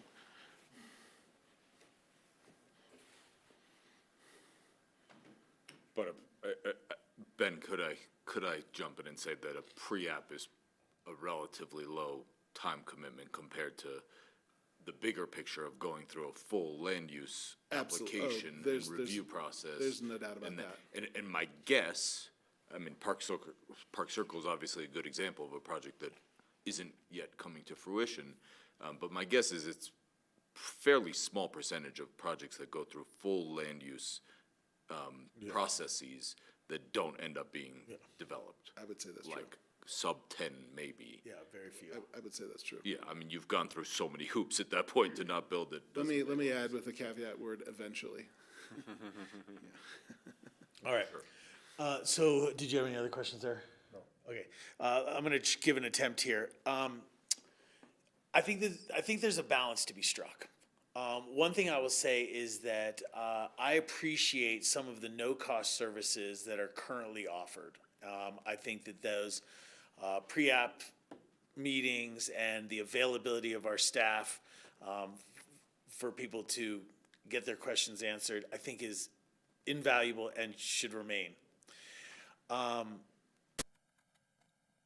then, and that's just because of that third bullet point that's on there and such. I just want to reinforce that. I think that that is important in our community. It should remain. But then when this is an overall question, I guess maybe I'm looking at front loading more than we currently are, but maybe not a full boat of along the same timeline. I think there's a sensitivity, a delicate balance here. You have those apps that don't come to fruition. You have various tiers of intensity or scope of projects. So I'm just going to stick with a high level input from me is the no-cost services. I still want to see some of those available. This I could see moving more towards a front loading. I don't know where that balance is though. And then I'm going to just start down this end then. Bill, your input on this is an idea, and you've already shared some input. I actually agree with what you just said, Tori. You know, I think Ben can understand what you said, but to make it slightly more granular, you know, maybe a full PD application is more front-loaded than a, you know, initial application for a small minor addition that is subject to P&Z or HPC, something like that. On this topic, are we doing? Would you want to go one at a time? How do you want to do this, Troy? You just advanced your slide. Oh, Sorry, time's up. appreciate it. So you do it. Bill was jumping right on. Sorry. I can, but I can also go one at a time. Let's just go one at a time. Yeah, please. Let's just go one at a time. All right, thank you, Bill. Ward? Yeah, it's hard to separate all these questions, but I think that there should continue to be free planning time. But I think it should be capped. At some point, people should start pay for the planning part. But yeah, I think that some of the fees should be, ultimately, most of it, it's all planning and building permits are all part of development. Some of them don't proceed to building permits, but when you get to the end, it's all cost of a development. I think we should recover some of it. We should subsidize some of the planning from the building permit fees, but continue to have some of those free services available. Sam? Yeah, as we all know, nothing is free. So this is already paid for, but by taxpayer money, it's just a service that we provide. And with that, I like the idea that's been said of like basically not paying until there's more certainty involved. So trying not to fix what's not broken, but taking Bill's suggestion of PUD versus land use. Just if you're front loading it, at least there's certainty in the front load, but it's sort of just switching the same thing. John? Yeah, I also think that the work you do for the average citizen that walks through the door for free is really important. Community benefit. As far as the rest of the question, I feel like if it's not broken, don't break it. Don't break it worse. But I would go with staff recommendation on this one. Okay. I think that's all good direction. Thank you. This one, again, I think staff is I think of two minds on this. One, I think we are sometimes flabbergasted by the sort of intense variation that we get sometimes on permit valuations for similar projects. But it's difficult for for us to sort of evaluate and give a reasonable test too when these circumstances are in front of us. And so the consultant in their work with some other communities have moved to a sort of a fixed fee per square foot. And so there's a calculation that can certainly be done. We've done that calculation. The issue with this from staff's perspective is that if we move to a fixed fee per square footage, which again does have some value, within our system, might make things a little bit more straightforward, less variable. But in order to land on that square footage would require us to, every couple of years, go and reevaluate what that number is, much like we did with our fee in lieu. And so we're not necessarily adverse to that. We do see some advantage to moving to such a system.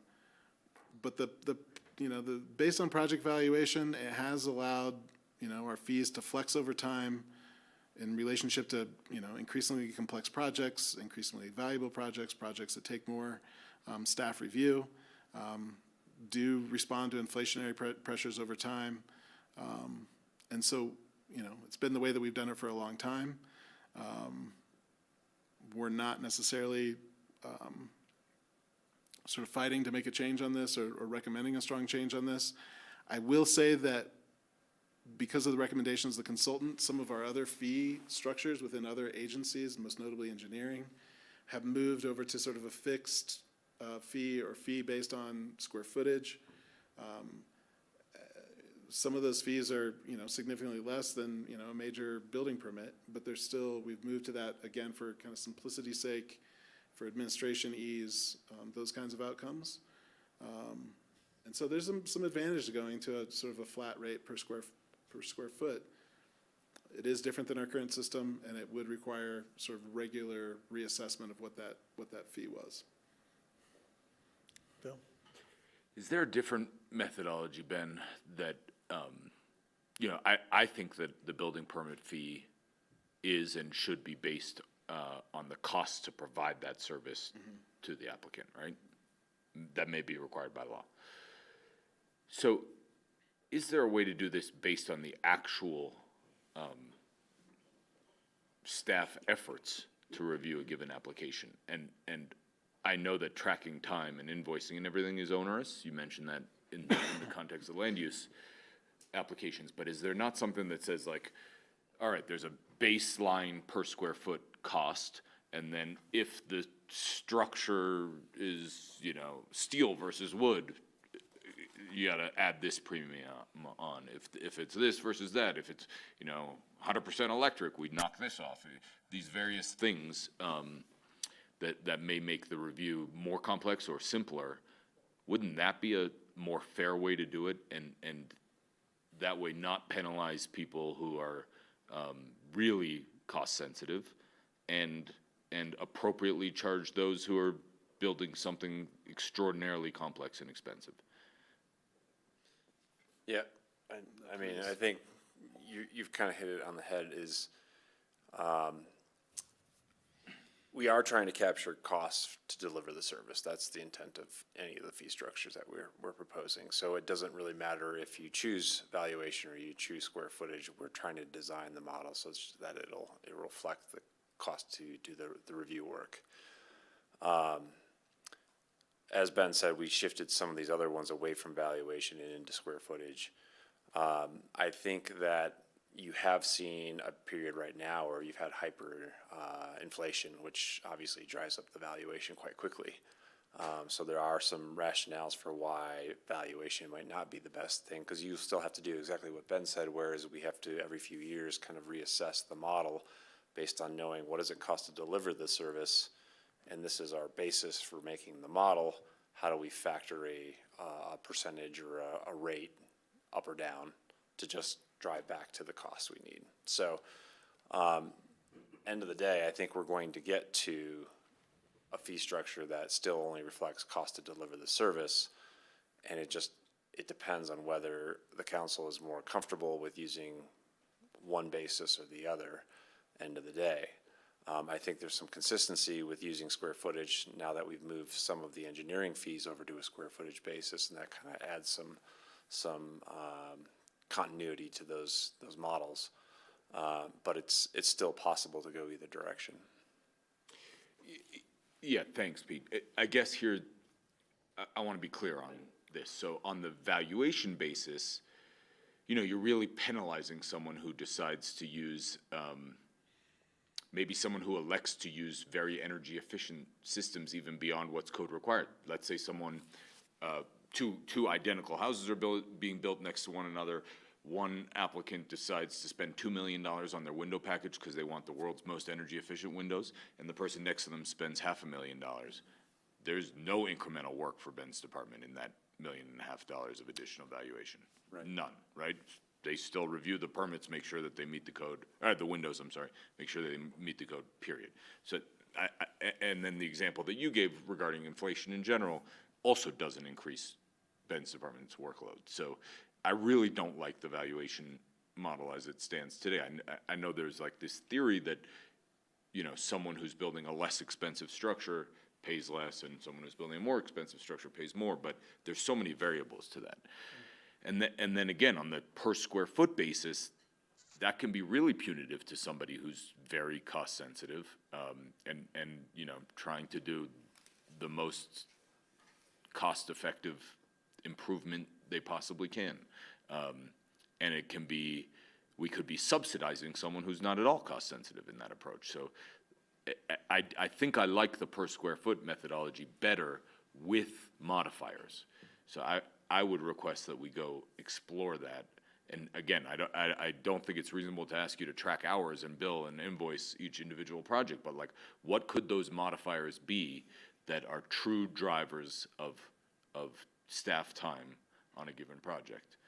I threw out a couple random examples. I'm sure Ben could have more insightful examples, but what are those things that really differentiate one from a time and effort standpoint for Ben's department that really differentiate one project from another? I think Bill brings up good points. John? Yeah, when you say there need to be regular studies in order to set the permit cost per square foot, once a year, once every couple of years? Yeah, I don't know if they have an absolute frequency at this point. I think we would have to be tracking cost to deliver the services and the collection process and see how that's tracking. It'd probably be every few years, I would assume. The intent is to do most of this work kind of in-house going forward. So once we've established the baseline model, we're really just adjusting the variable within the model. Understood. But, okay, so with the valuation option, that doesn't have to be studied every year. It's just based on current valuation.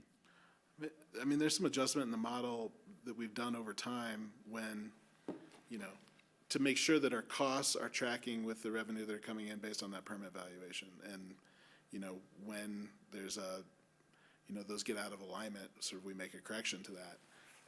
But again, both of them take assessment regularly. But the square foot, if you're doing a per square footage, what that number is becomes a number that every project agrees to and lives by and is set by the project. And so that number just needs to be more carefully understood in terms of what that would do to our revenue stream related to costs. I think it's a little bit more, it requires us to do some of the work internally that, inflationary stuff and changes to the development context and the implications for staff time kind of happen more sort of naturally, organically, just because they run kind of parallel to each other. Would you say the valuation is more difficult to reassess every couple of years, or? No, I think the square footage would add some additional layers of complexity to make sure that we're getting the number right. Thanks. Do you have any direction or input on this question? Yeah. I'm interested in learning more, first of all, but it does seem like the square footage is the direction that would be simpler and more used, more in more circumstances. Thanks. Sam, questions or input? Question first is, obviously when we talk about price per square foot or per square foot calculation, a penthouse square footage is a lot higher than condo. And that's factored into your calculation? This is about sorry to jump in, but the cost of the work, not about the value of the real estate. Yeah. Based on per square Yeah, foot. for clarity, project valuation is not taxation valuation. Those are two different numbers. Project valuation is generated by the applicant. How much it's going to cost to develop? And square footage would be based on square footage of work? Square Correct. footage of the work area. It'll be very clear from the entitlement process and land use review what the square footage is. Interesting. All right. Well, regardless, the valuation seemed more equitable, but the square foot calculation with the modifications that Bill had mentioned also seems equitable enough to be the route that makes the most sense to me. Thanks. Ward? Yeah, in the memo it says it can result in intentional undervaluation as to reduce permit fees. Is there a way to revisit once a permit's been paid for and the development's made to hold accountable? We apply a reasonable test. If, somebody's doing a typical Aspen development and they come in and our work value is $500,000 on a brand new home, we know that that's not a reasonable number and we'll revisit that conversation with an applicant. However, just anecdotally, I have a friend who's a owner's rep for redevelopment projects, both in the city and in the county, and he was describing a project that was done on a spec basis initially. Project valuation came in at $12 million.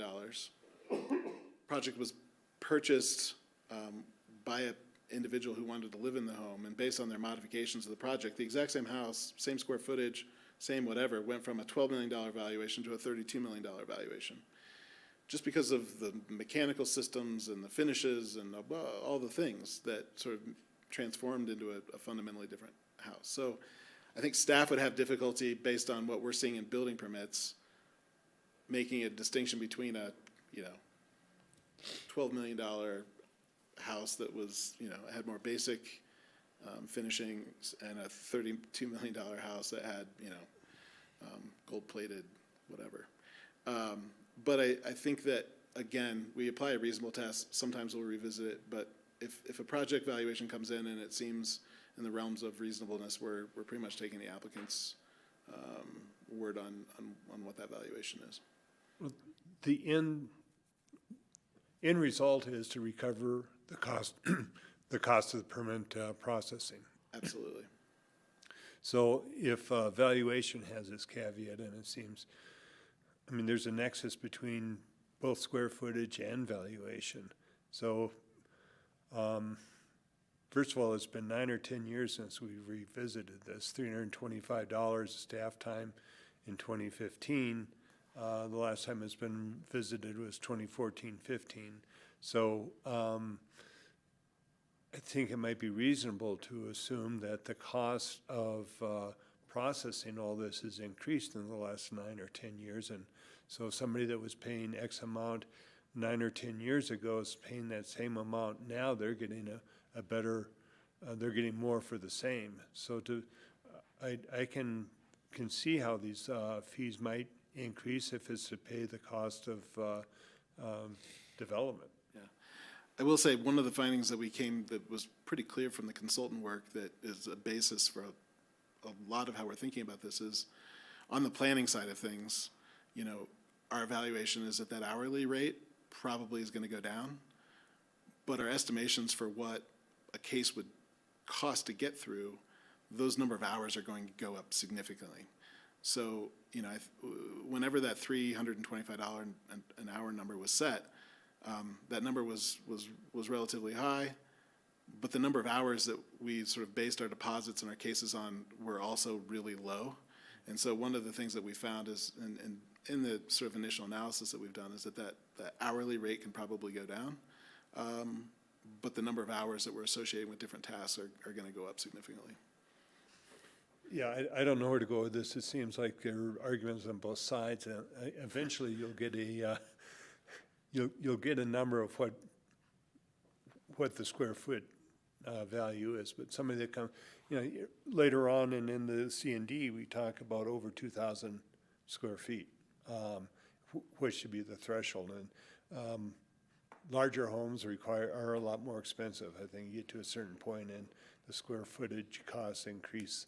So I really don't know which to base this on, as long as we wind up capturing the cost of the development. Development pitches its own way. I'm kind of agnostic on this. Yeah. And to move us to the next question, I was just going to give my input. I agree with both of these guys on this end. I'm a little bit agnostic about how we get there, but Bill's suggestion about some sort of hybrid there with a baseline and add-ons or something makes some sense. I am in the same camp as Ward. Look, how we get there, if we're getting to the same place, what I would like is for it to be the easiest, most understandable for both our staff members as well as applicants. And so I'm a little bit like, leave this to the experts. Thank you. Did you want to add anything after that?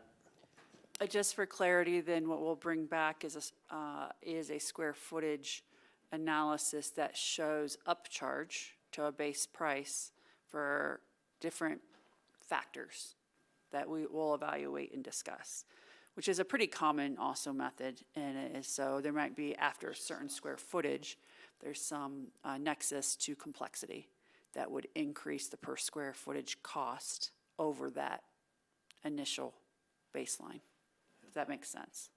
So I just want to make sure we're on the same page. That's what we'd be bringing back.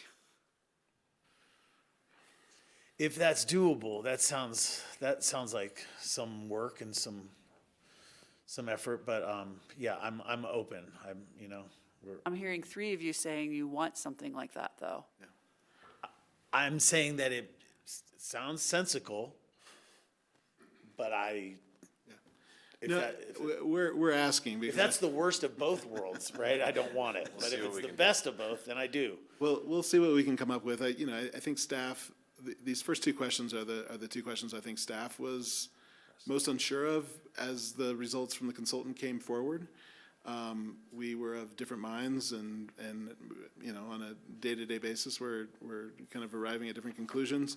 One of the other complexities, and we can work these kinds of things out, but it's like some of the work that happens through building permit fees don't have any square footage associated with it. Mechanical permits often don't. So and we do use project valuation as an important determinant of those fees. So we'll take your comments and think about it. Look at the numbers that we already have, kind of as a starting point, and your feedback's been helpful on that. Okay. This is a question that I will say that staff have a clear recommendation on. just because the administrative time and cost, both for our planning staff and our administrative staff, and kind of the invoicing and billing and refunding within land use cases. Most land use cases of the same kind, let's say a stream margin review, take roughly the same amount of time. We can estimate pretty clearly the number of hours of staff time that a standard stream margin case is going to take.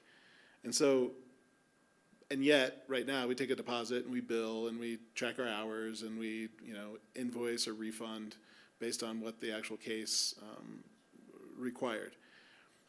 So for most cases, we think a flat fee, as opposed to a deposit and billing, would make a whole lot of sense in terms of administrative function and staff time efficiencies. We would, I think, if council agrees with this move, we would create exceptions for big projects or projects that we get into and turn into something very different than the flat fee that we took in when the application was taken in. And I will just say some of our, I was the staff planner on Lift One Lodge. And I think over a period of 3.5 or 4 years, I billed north of $150,000 on that case. And so obviously, taking in a flat fee for a PD on Lift One Lodge would not have been a good move for the city without some ability to sort of bill for that additional staff time. So we would, if we were to move to a flat fee for most, including most of the cases that come in front of council, most of the cases that come in front of P&Z and HPC, land on a flat fee based on our estimate of what most cases take, and then carving out an exception for cases that were unusual in some way, that we're going to take an inordinate amount of staff time beyond that norm. Okay. John? Yes. Sam? Yes, build that nuance into it like you just described. Thank you. Ward? Yeah, I agree with what you just said, Ben. Bill?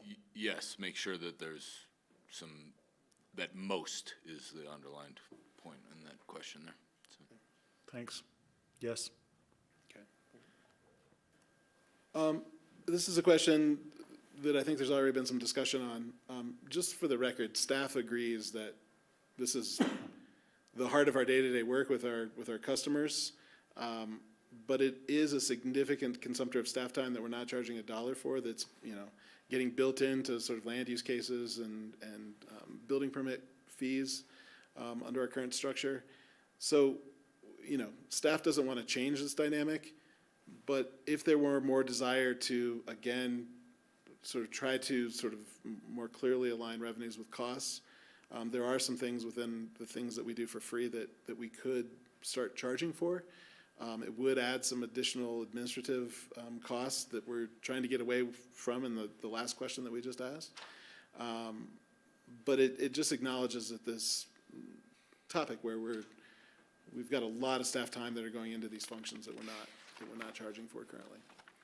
I'll just add on to that too. Some of it may be to think about the frequency in which individuals request that same service over and over on a potential application. So it may be limiting the number of times a service is at no cost to the applicant. So my view of that is pre-submittal. When we're on our 3rd or 4th review of the application before submittal, we've already jumped to the line perhaps than what we should be doing for free. But the first time around, absolutely to provide guidance, because we want a good application to come through the door that's near, complete, if not fully complete. Thank you. Thank you for that. I appreciate that input. Ward mentioned it earlier, maybe that there was a cap on some of the services. So as I stated before, I'm still in favor of some no-cost services, but I can see some kind of guardrails being placed around it and some limitations on the accessibility for some of that. Bill? Thanks. I think I generally agree with that sentiment, but this is a hard one to dissect. And it goes back to that concept of certainty. Our land use codes and building codes are so complex that I don't think it's reasonable to charge someone when they're inquiring whether something can be done or not. On the other hand, I wouldn't really mind paying for a pre-app that I knew I was about to submit the building permit on, or pre-submittal, or, you know, when I'm further down the line, it's not a big deal.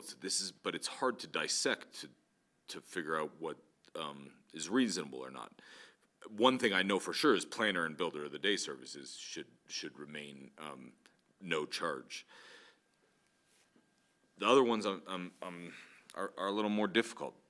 You know, addressing, that's reasonable to charge for. That's usually as a result of development activity. Maybe you have examples of when it's not spurned by development activity, but that's totally a reasonable service to charge for the cost to do so. Probably could be done on a flat fee basis. Again, I don't know the nuance of what it takes to do that, but seems reasonable. So, you know, and I also agree with what Sarah said. If this really happens and it takes someone 4 pre-submittal meetings to get a permit set complete, then hell yeah, they should have to, you know, they're obviously not doing something competently and wasting time. But I want to be delicate here, and I want to make sure that we are providing good and reasonable service and helping people navigate an extraordinarily complex land use code and building code, and a process that is so different from every other community. So you could hire the, you know, top architect in America who's never done something in the city of Aspen, and you put them here, and it's a whole new educational process, and they need some guidance on how to satisfy our requirements. And it's our obligation to provide that guidance. So I'm happy to explore this further. I do think that there's an appropriate balance here, but I do want to make sure we're providing a reasonable level of service. Ward? Yeah, back to my statement a while back that we should just cap the free time, and whether it's, as Sarah mentioned, I don't know if you just said a number of hours or complexity, or how many times they've come back. We want a good application to be submitted, but we don't want this to be a subsidized training course. Sam? Like I said earlier, it's no additional cost, but obviously people are paying it with their tax money to have this service provided to them. For that reason, I'm not super interested right now in charging for any of these currently free services. This is a work session. If you come back with suggestions on where you think you can get just the people that are abusing the system, I'd be interested in listening to it. But as of right now, I'm not super interested in charging for anything that's currently free. John? Yeah, as I said before, I think some of this should be made free to our regular residents with limitations. You know, I think if it does go over a certain amount of time or difficulty, then there should be some kind of line. Yeah, and just to be clear, I think this question from staff really came from this idea that if we were, you know, going to be assigning full cost into land use cases, that a way to sort of make some of that a little bit less impactful would be to charge for some of the things that we're giving away for free. Staff right now has zero problem with the services that we're sort of, you know, giving to customers as part of our day-to-day, which are those, you know, the list of those things that were included in the memo, but several other things that we regularly do as well. And it's really just a way to, again, as we're thinking about aligning costs and revenues, to think about an area where we just weren't sort of bringing in any revenue when we've got significant costs associated with them. Okay. Thank you for that direction. And then lastly, again, this sort of came to mind really listening with a close ear to what APCHA is trying to do to encourage renovations and updates to existing units, and trying to use the power that we have in ComDev and within our budget to kind of support those efforts. You know, right now, if someone were to come in for a mechanical permit to you know, upgrade their HVAC system on an existing unit, their permit fees would be exactly the same as a market rate, you know, market rate home in the West End. Those fees would be identical, depending on, project valuation and other things being equal. But we see this as a way to, again, support some of the efforts that are going on in our larger housing program. Thank you for that.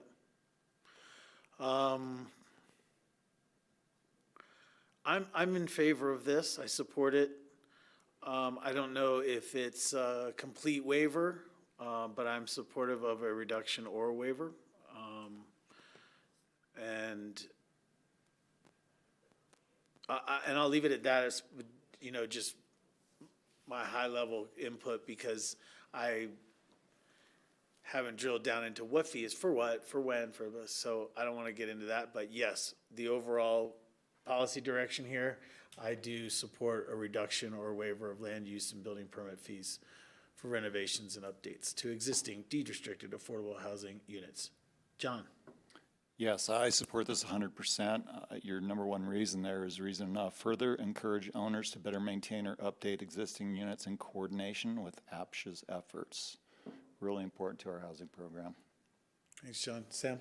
Yeah, just one quick question is, you say deed restricted affordable housing units. Some affordable housing units are not deed restricted. Would they count?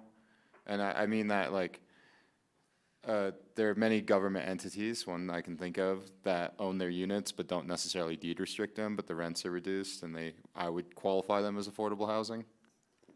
That certainly is a policy conversation for the council.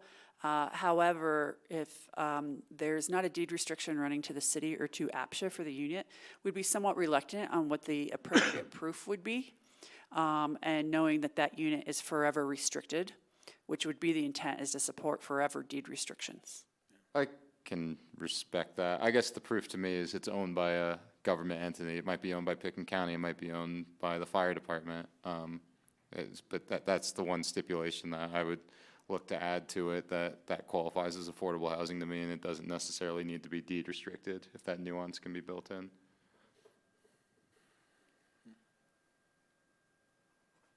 Ward? Yeah, support this. I think the sustainability of our assets is important, and to make that less expensive is positive, so yes. And Bill? Yes, but I have one concern, which is not related to interior projects like what you are thinking about predominantly here, but exterior improvement projects on mixed-use buildings where there's affordable and free market, which we have a lot of. Yeah. That's the complex one here. And I don't know how you handle it. I have no ideas for you, but before we put this in place, a lot of thought will have to go into that one. Yeah. Just, yeah. Okay, understood.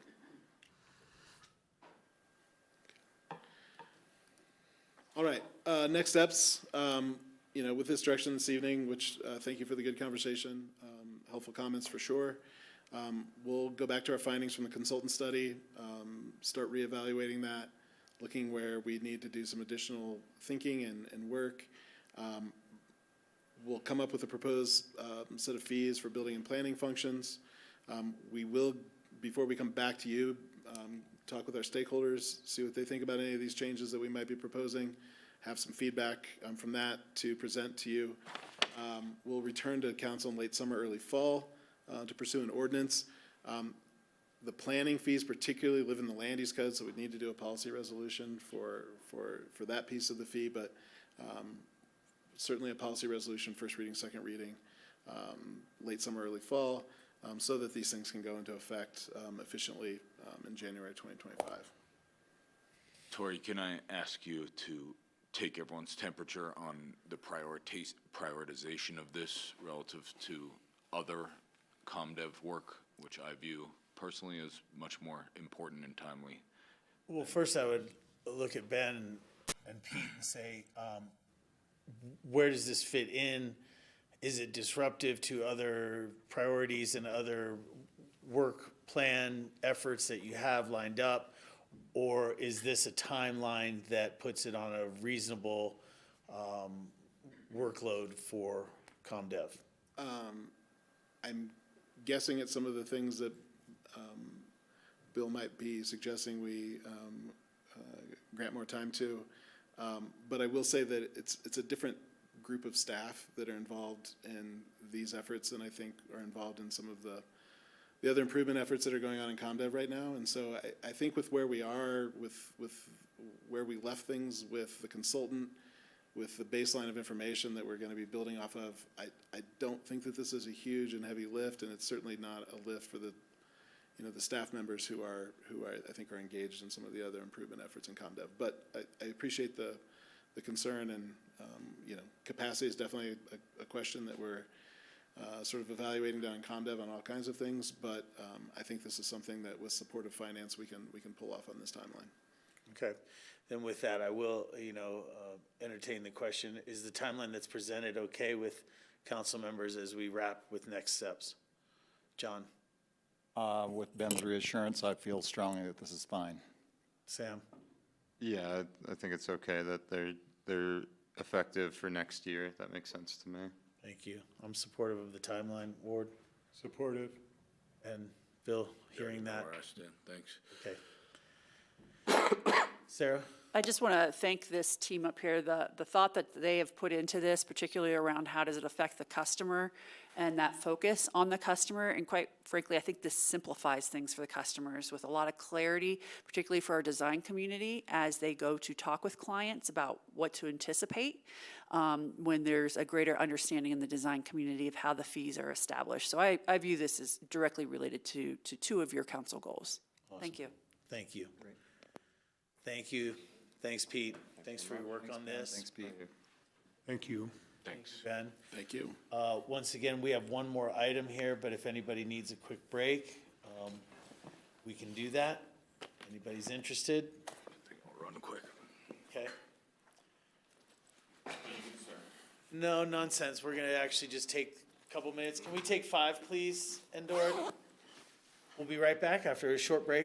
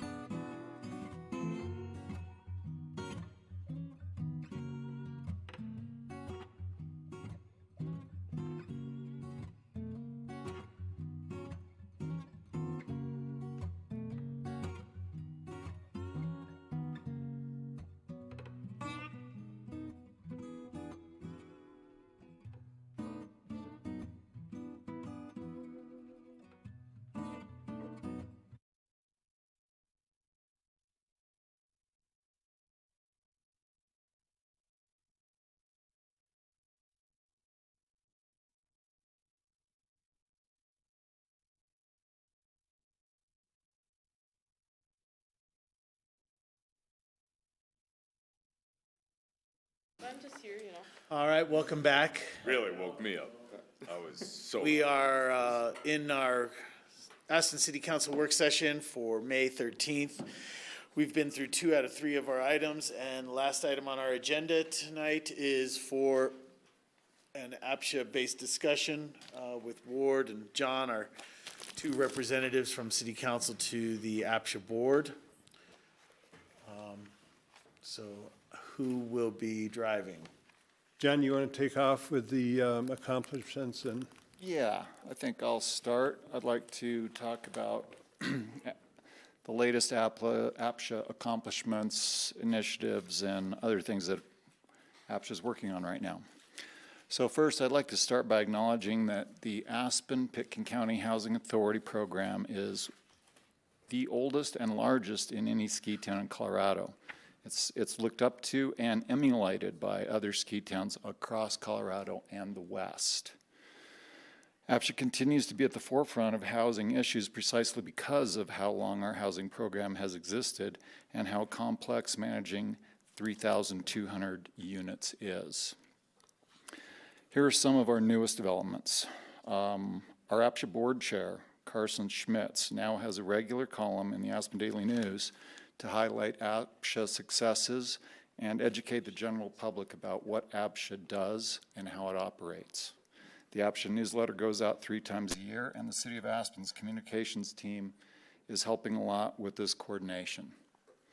APCHA's Essential Repairs pilot program unveiled recently to help residents maintain our aging housing stock, and it's been very successful. 80% of the $400,000 has been allocated and will be sent out upon completion of repairs. Recently, the program was expanded to Category 4 homeowners. An analysis on types of repairs, contractors willing to do this type of work, etc., will be forthcoming. And as most of us in this room know, studies have shown we have roughly 400 unused bedrooms. Our right-sizing program was initiated to help solve this issue with not as much success as we would like so far. 2 successful swaps and further discussion about to incentivize or encourage more. Our capital reserve assessments for APCHA ownership HOAs are progressing nicely. 33 HOAs have signed up, and a contractor working with them over the summer to assess the needs of homes under the APCHA umbrella and how to make it sustainable for the future. Encouraging news from our auditing program. The new compliance officer has hundreds of APCHA owner audits. 95% were clearly in compliance. The remaining 5% are either getting into compliance or providing more information to get into compliance. No cases have been found out of compliance as of yet. Also, APCHA regulations are being rewritten to comply with Colorado state law, as well as a review of our regulations so that they align with IRS regulations regarding when dependents are born and removing 401k retirement savings from asset calculations.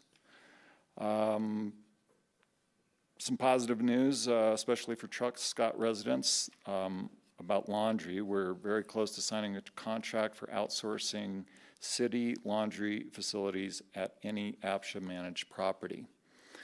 And lastly, the APCHA board has started an ongoing discussion on affordability, which will include minimum and maximum sales prices for APCHA ownership units, as well as looking at changing the configurations of income categories. And I'd like to thank APCHA staff for helping me come up with some of those talking points. Thank you. Anything you guys want to add to that? John did a great job of reviewing that. Thank you. I included, or asked to be included, the IGA. We revisited the IGA about 5 years ago, and when we did that, we had intentions of revisiting the governance. So I want to know if at some level we want to revisit the IGA, and I'd ask Matthew if he could kind of go through how the governance is now, and it relates to the board, the powers of the board, how APCHA relates to the city. The city is APCHA is more or less a department of the city, or to address that, and if council has a desire to revisit this.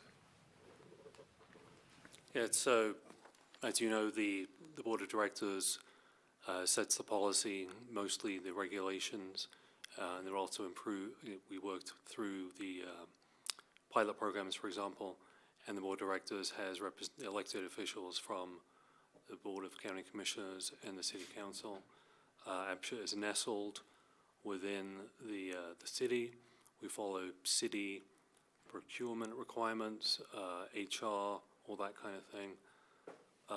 So it's fairly straightforward, and the city and the county both provide more or less half the funds. There's a couple other funds which are separate, which we have control over. But in my role, I think it works. I work well with Sarah and Diane on the day-to-day operation, and then we go to the county to the Board of Directors to review regulations and pilot programs.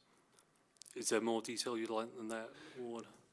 Yeah, I think that there's been some concern or frustration with enforcements and how we can enforce and what latitude we have and how much power the board actually has. I think by the IGA, the board is more or less just a advise and recommendation. Day-to-day operation is within, with me working with Sarah and Diane in the city.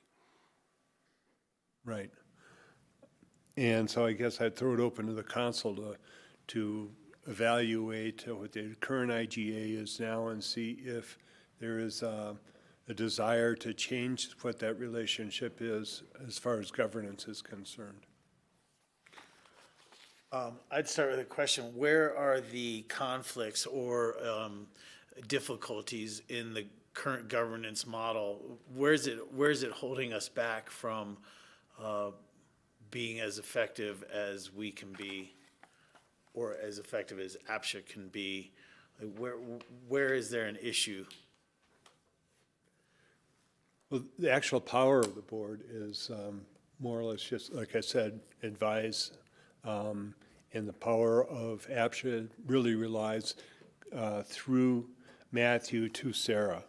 I just want to clarify, I don't create any policies for APCHA in my role as city manager, nor does the staff. All of the policy work of APCHA happens at the APCHA board level. They vote, they debate.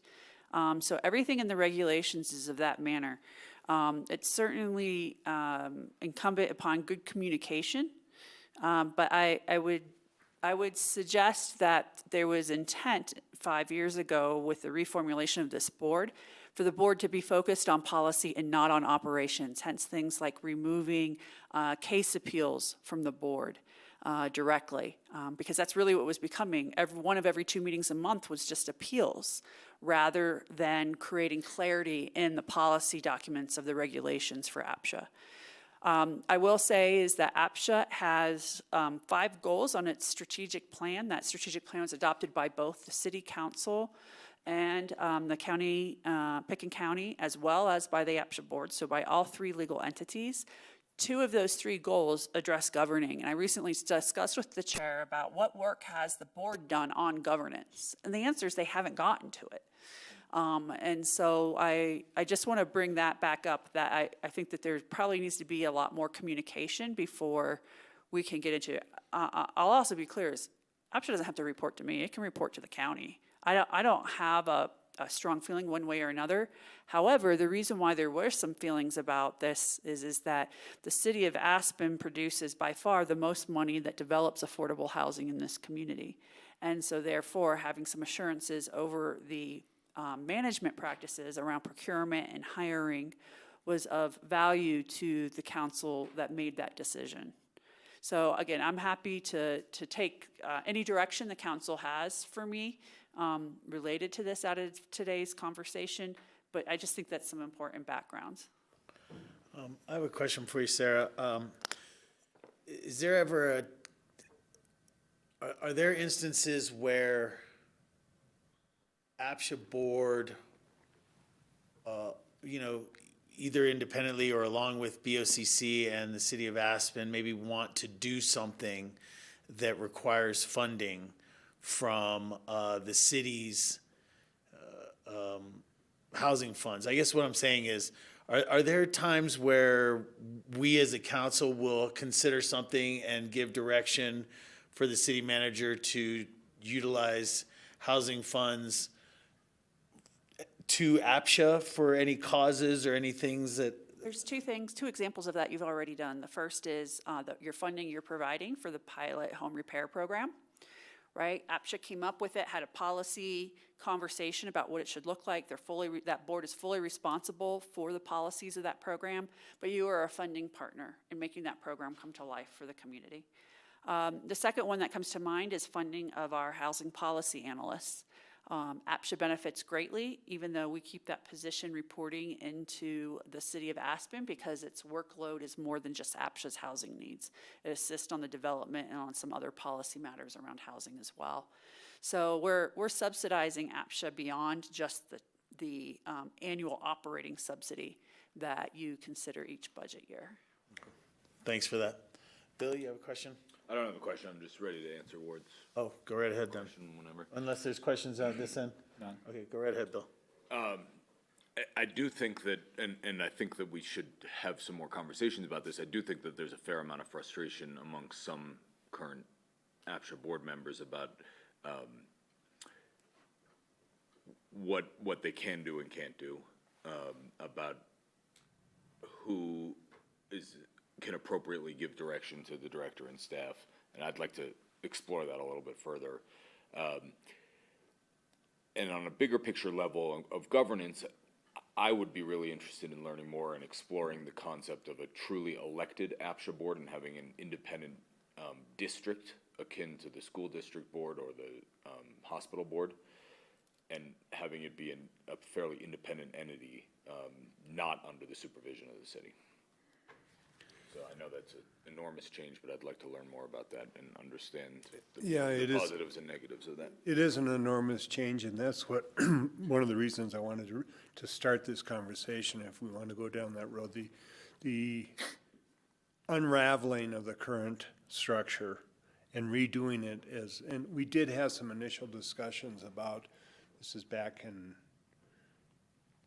1819, about having a fully elected board similar to what the fire district is, and a fully independent. The board now actually has some taxing authority, but it's never, I don't think, exercised it.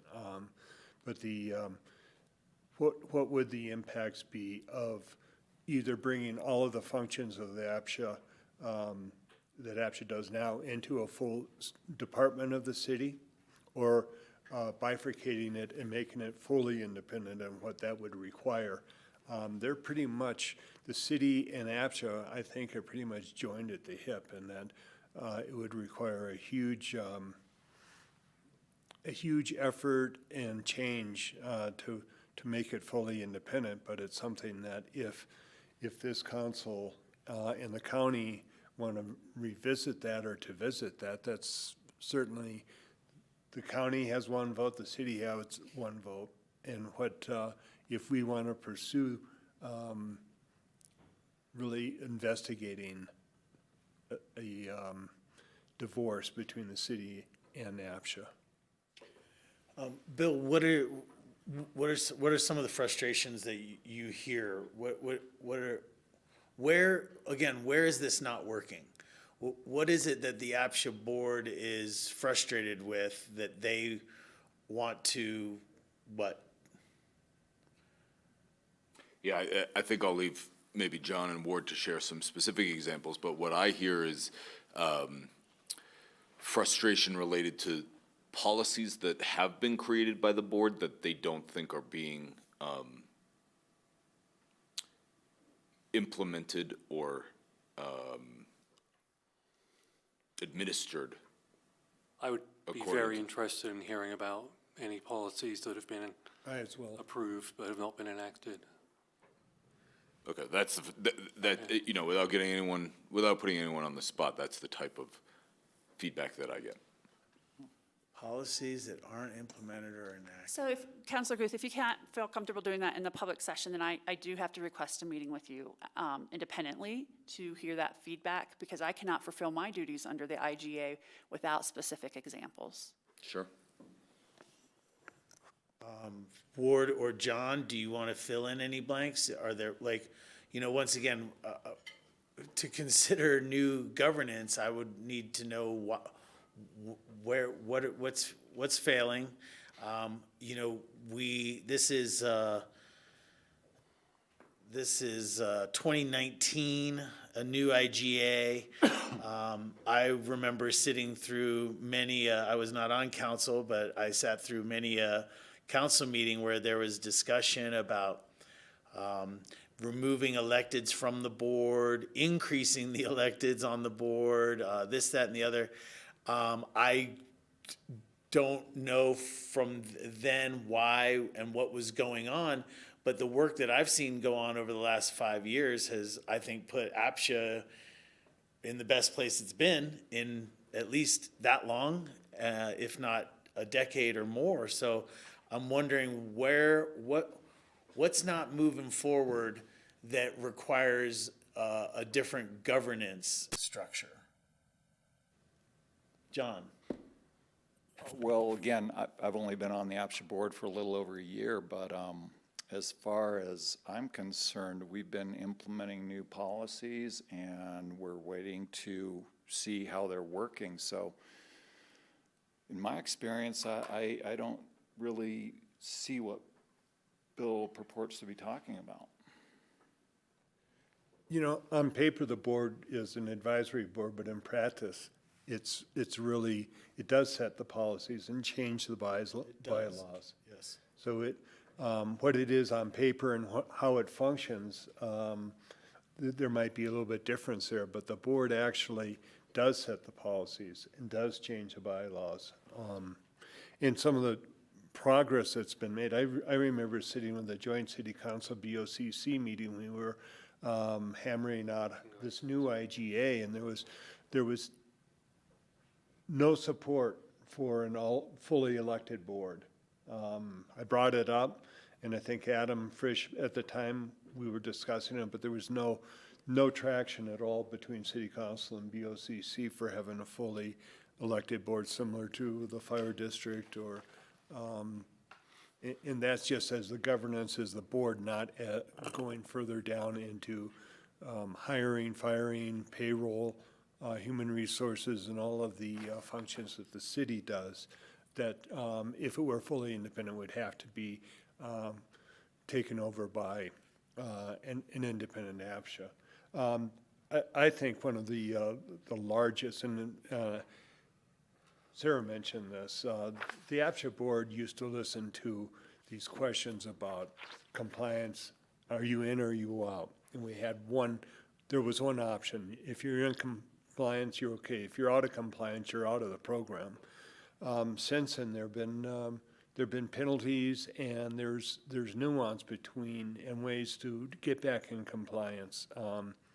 So taking the stress of a voluntary board having to make decisions of how people are going to live and if they're going to be able to stay in their units, and assigning that to a hearing officer, I think was a huge accomplishment. And the penalty fees, you know, that might be one area that the board feels that there might be some more movement on, but the board really hasn't given direction or suggestions on that. But the idea of moving from a black and white, you're in or you're out, and then having a penalty fees and getting back in compliance, I think is a big move. Sam, any input or questions around this? None. Okay. So I haven't talked to, we haven't talked to the city or to the board in general, or the BOCC on what their level of interest is on this. I hear Bill is interested in it. don't hear a lot of traction here for a total revisit on the IGA. But I think that perhaps we could have that discussion at the board level and see if there's traction there. That'd probably be a great next step. And because maybe then you'll get some of the information around the questions that I'm asking about what needs to be fixed here. I see the work that's being done over there as really progressive, and it's been great to see it. I feel like the board is empowered. Truly, there's been some suggestions of concepts that have come up even at this table that when you've taken them back to the board, they have been able to exercise their ability to pursue or not pursue, and they're doing it as they see fit. So I'd be interested in this conversation coming back from the board if there is something that board members feel needs to be addressed. I just don't see it myself at this time.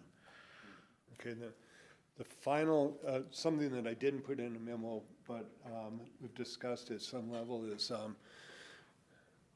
maximum sale price of units that have been in the system for a while. If they have not turned over, you can have exactly the same unit side by side, one that is going to be substantially more expensive on the resale market than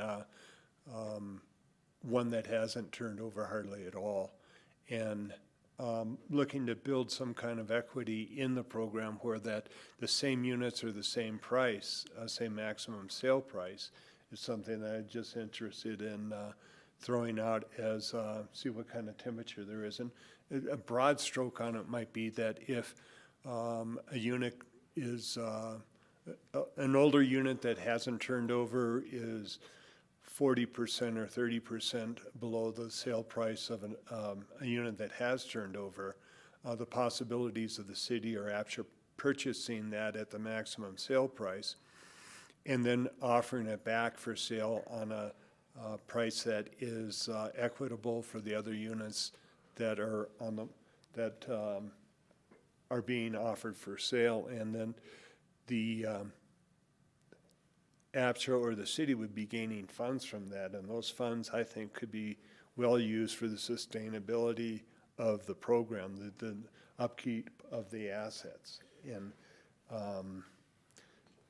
just wonder if there's any interest in pursuing something like that. I have a question for you there.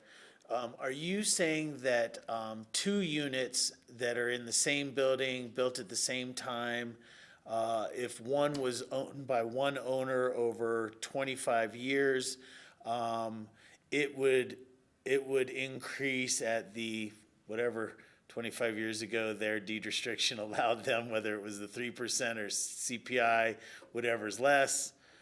But then there's an identical unit right next door that somebody that has been bought and sold 4 or 5 times over those same 25 years, that the buying and selling of the unit 4 or 5 times would be higher than the unit owned by that person. Okay. Again, to stay at high level here, a couple of things that I see for this. I think properties are different. So in a category range, the properties that are offered in that category range would probably be different based on their age, based on their resale and price inflation over the years. But this kind of goes along with the same conversation we had about the possible doubling of our categories. So let's just take category 3, for example. The earned wages and income level at the top and the bottom, people are participating at different levels there, right?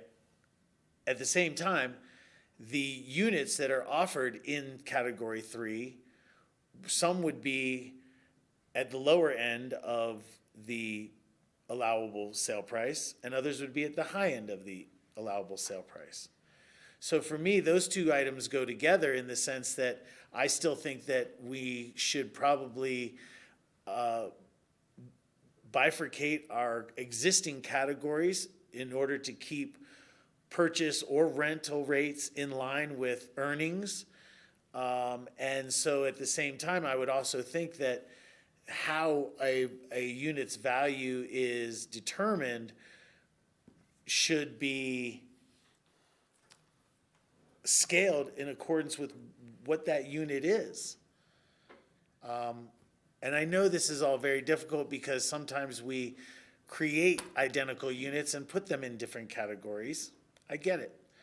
But I still think that there is a fundamental delta in both our categories, our sales prices, our revenue cap, our income caps, and the like. So in this question that you're asking me, the way that I see it is, I'm not so sure to jump to a buy down or buy back program without kind of talking about that whole spectrum of where sale prices are, rental prices are, income categories and income caps are. Can I ask a question? Yes. Is the delta here occurring as a function of the sales themselves or the maximum CapEx recovery in the lifetime of ownership? Which, It's the sales themselves. so what rule allows the price to increase just as a factor of the It's sale either itself? the 3%, the CPI, or the maximum 3% or lower, but then that does go up when we redo the sale.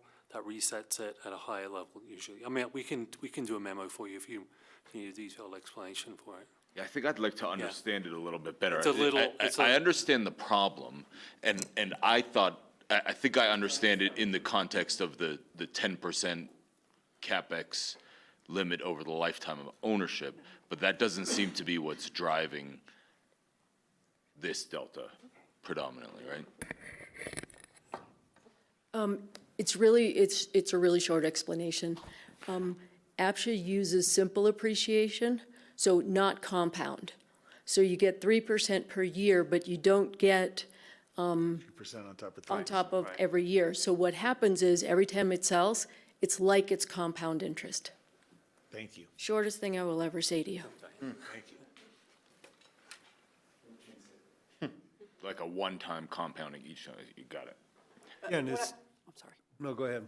What I'd just add for the council is that we have looked at this as potentially needing to, the unit that's been in the system for a long time, perhaps it has had upgrades that go beyond that 10% capital maintenance component, that perhaps it does need to be, perhaps you do need to ask APCHA to sell it at a higher price that's still within the category. And the delta of the additional revenues goes back to paying for some of these grant programs for unit maintenance. And so we've been doing some research in this, just to think through how would this work and what would be the policy considerations. I would say it's nothing that we've developed into presentation for public consumption yet. But yes, as we've been asked to look at ways of helping owners maintain their units, this is one of the ways we have been looking at doing it without requesting the use of tax dollars for the community.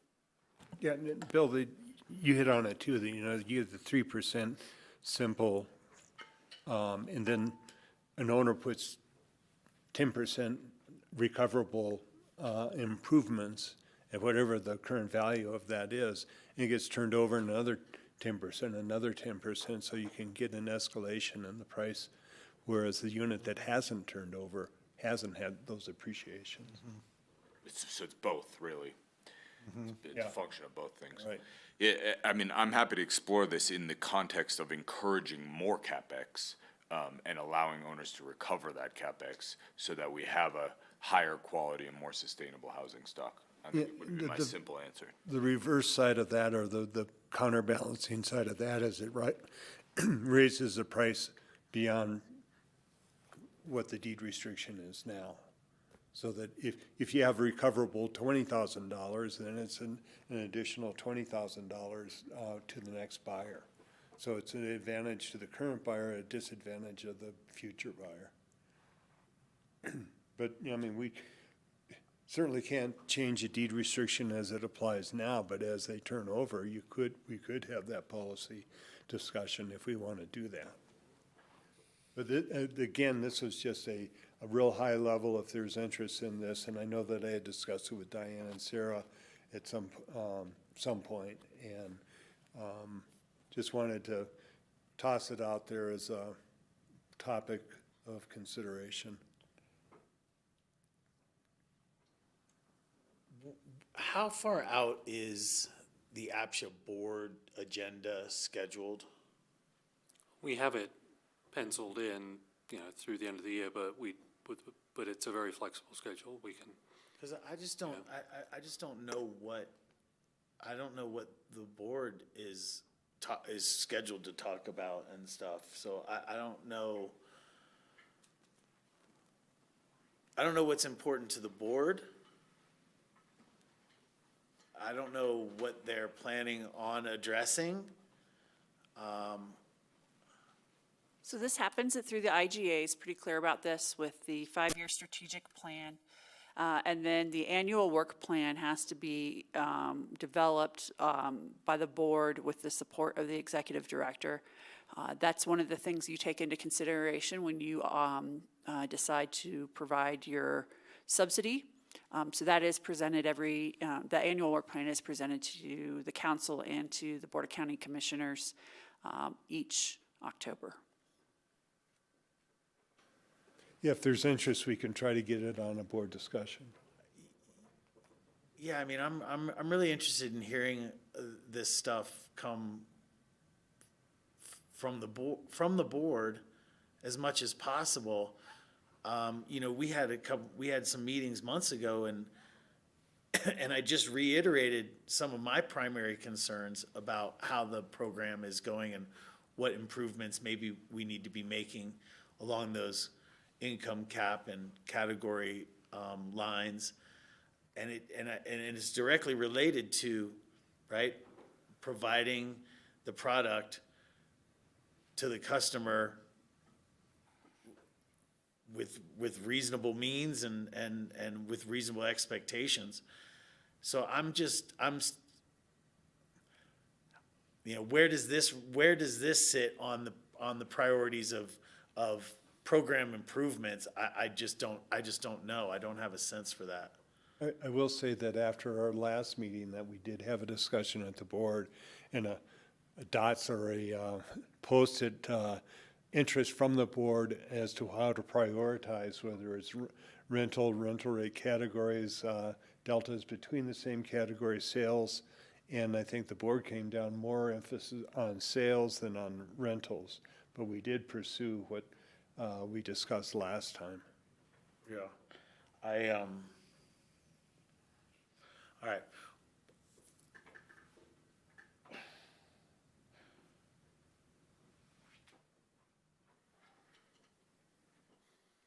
Any other council member questions or input around these two items? Governance, I did not hear anything about, except Bill's desire for more information on a separate entity. And then this next question that Ward brings up, are there any other questions or comments here? None from me. So is this something that you us as a city council want to bring to the board for discussion or not? That'll answer yes. I would be happy if you guys discussed it, because, I mean, like we were talking about earlier, you have the insight of what it's like to be on the APCHA board, and that matters a lot to me in informing my opinion on this. Agree. Yeah, I agree. Yes, I would love for the board to have some consideration around it. That's all, folks. Is that the bulk of it? Okay, well then, I guess I need to reacquaint myself with the work plan strategic plan and maybe get a peek into some of the penciled in items for future agendas. I'll do that, and then I'll get back to you with any other kind of concerns or items. Thanks, Warden John, for doing this. Appreciate it. Thank you, Matthew. Yes, Liz. Sarah, Diane. Thank Zach. you, guys. Dan, you still have like 1 minute and 45 seconds of airtime. Do you want to use it or no?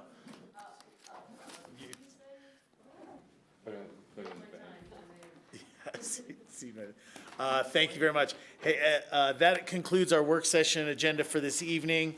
I want to say always thank you to GrassRoots. Have a wonderful evening. We are back tomorrow with a regularly scheduled meeting.